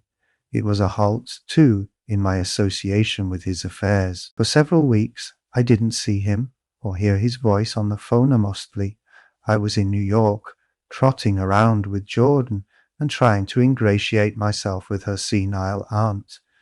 But finally, I went over to his house one Sunday afternoon. I hadn't been there 2 minutes when somebody brought Tom Buchanan in for a drink. I was startled, naturally, but the really surprising thing was that it hadn't happened before.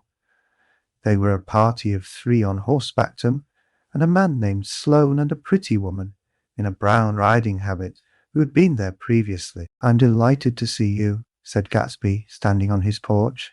"I'm delighted that you dropped in, as though they cared. Sit right down, have a cigarette or a cigar." He walked around the room, quickly ringing bells. "I'll have something to drink for you in just a minute."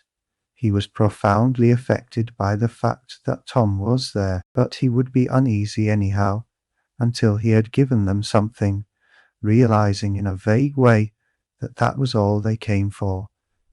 Mr. Sloane wanted nothing. "A lemonade?" "No, thanks." "A little champagne?" "Nothing at all, thanks, I'm sorry." "Did you have a nice ride?" "Very good roads around here." "I suppose the automobile?" "Yeah." Moved by an irresistible impulse, Gatsby turned to Tom, who had accepted the introduction as a stranger. "I believe we've met somewhere before, Mr. Buchanan." "Oh yes," said Tom, gruffly polite, but obviously not remembering.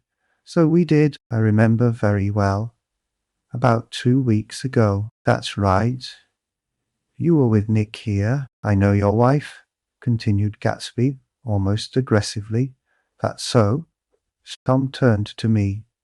"You live near here, Nick?" "Next door." "That's so." Mr. Sloane didn't enter into the conversation, but lounged back haughtily in his chair.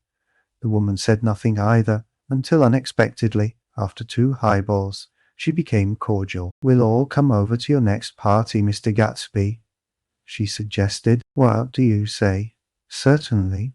I'd be delighted to have you." "Beaver nice," said Mr. Sloane, without gratitude. "Well, think ought to be starting home." "Please don't hurry," Gatsby urged them. He had control of himself now, and he wanted to see more of Tom. Why don't you stay for supper? I wouldn't be surprised if some other people dropped in from New York."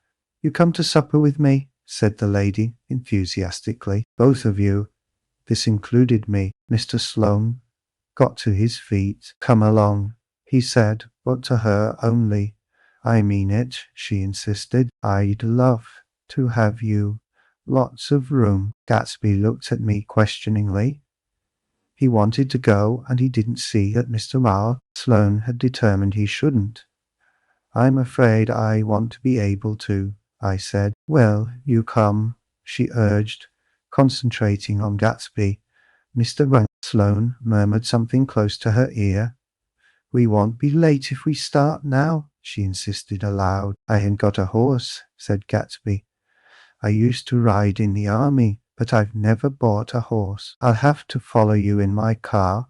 Excuse me for just a minute." The rest of us walked out on the porch, where Sloane and the lady began an impassioned conversation aside. "My God, I believe the man's coming," said Tom. "Doesn't he know she doesn't want him?" "She says she does want him. She has a big dinner party, and he won't know a soul there." He frowned. "I wonder where in the devil he met Daisy."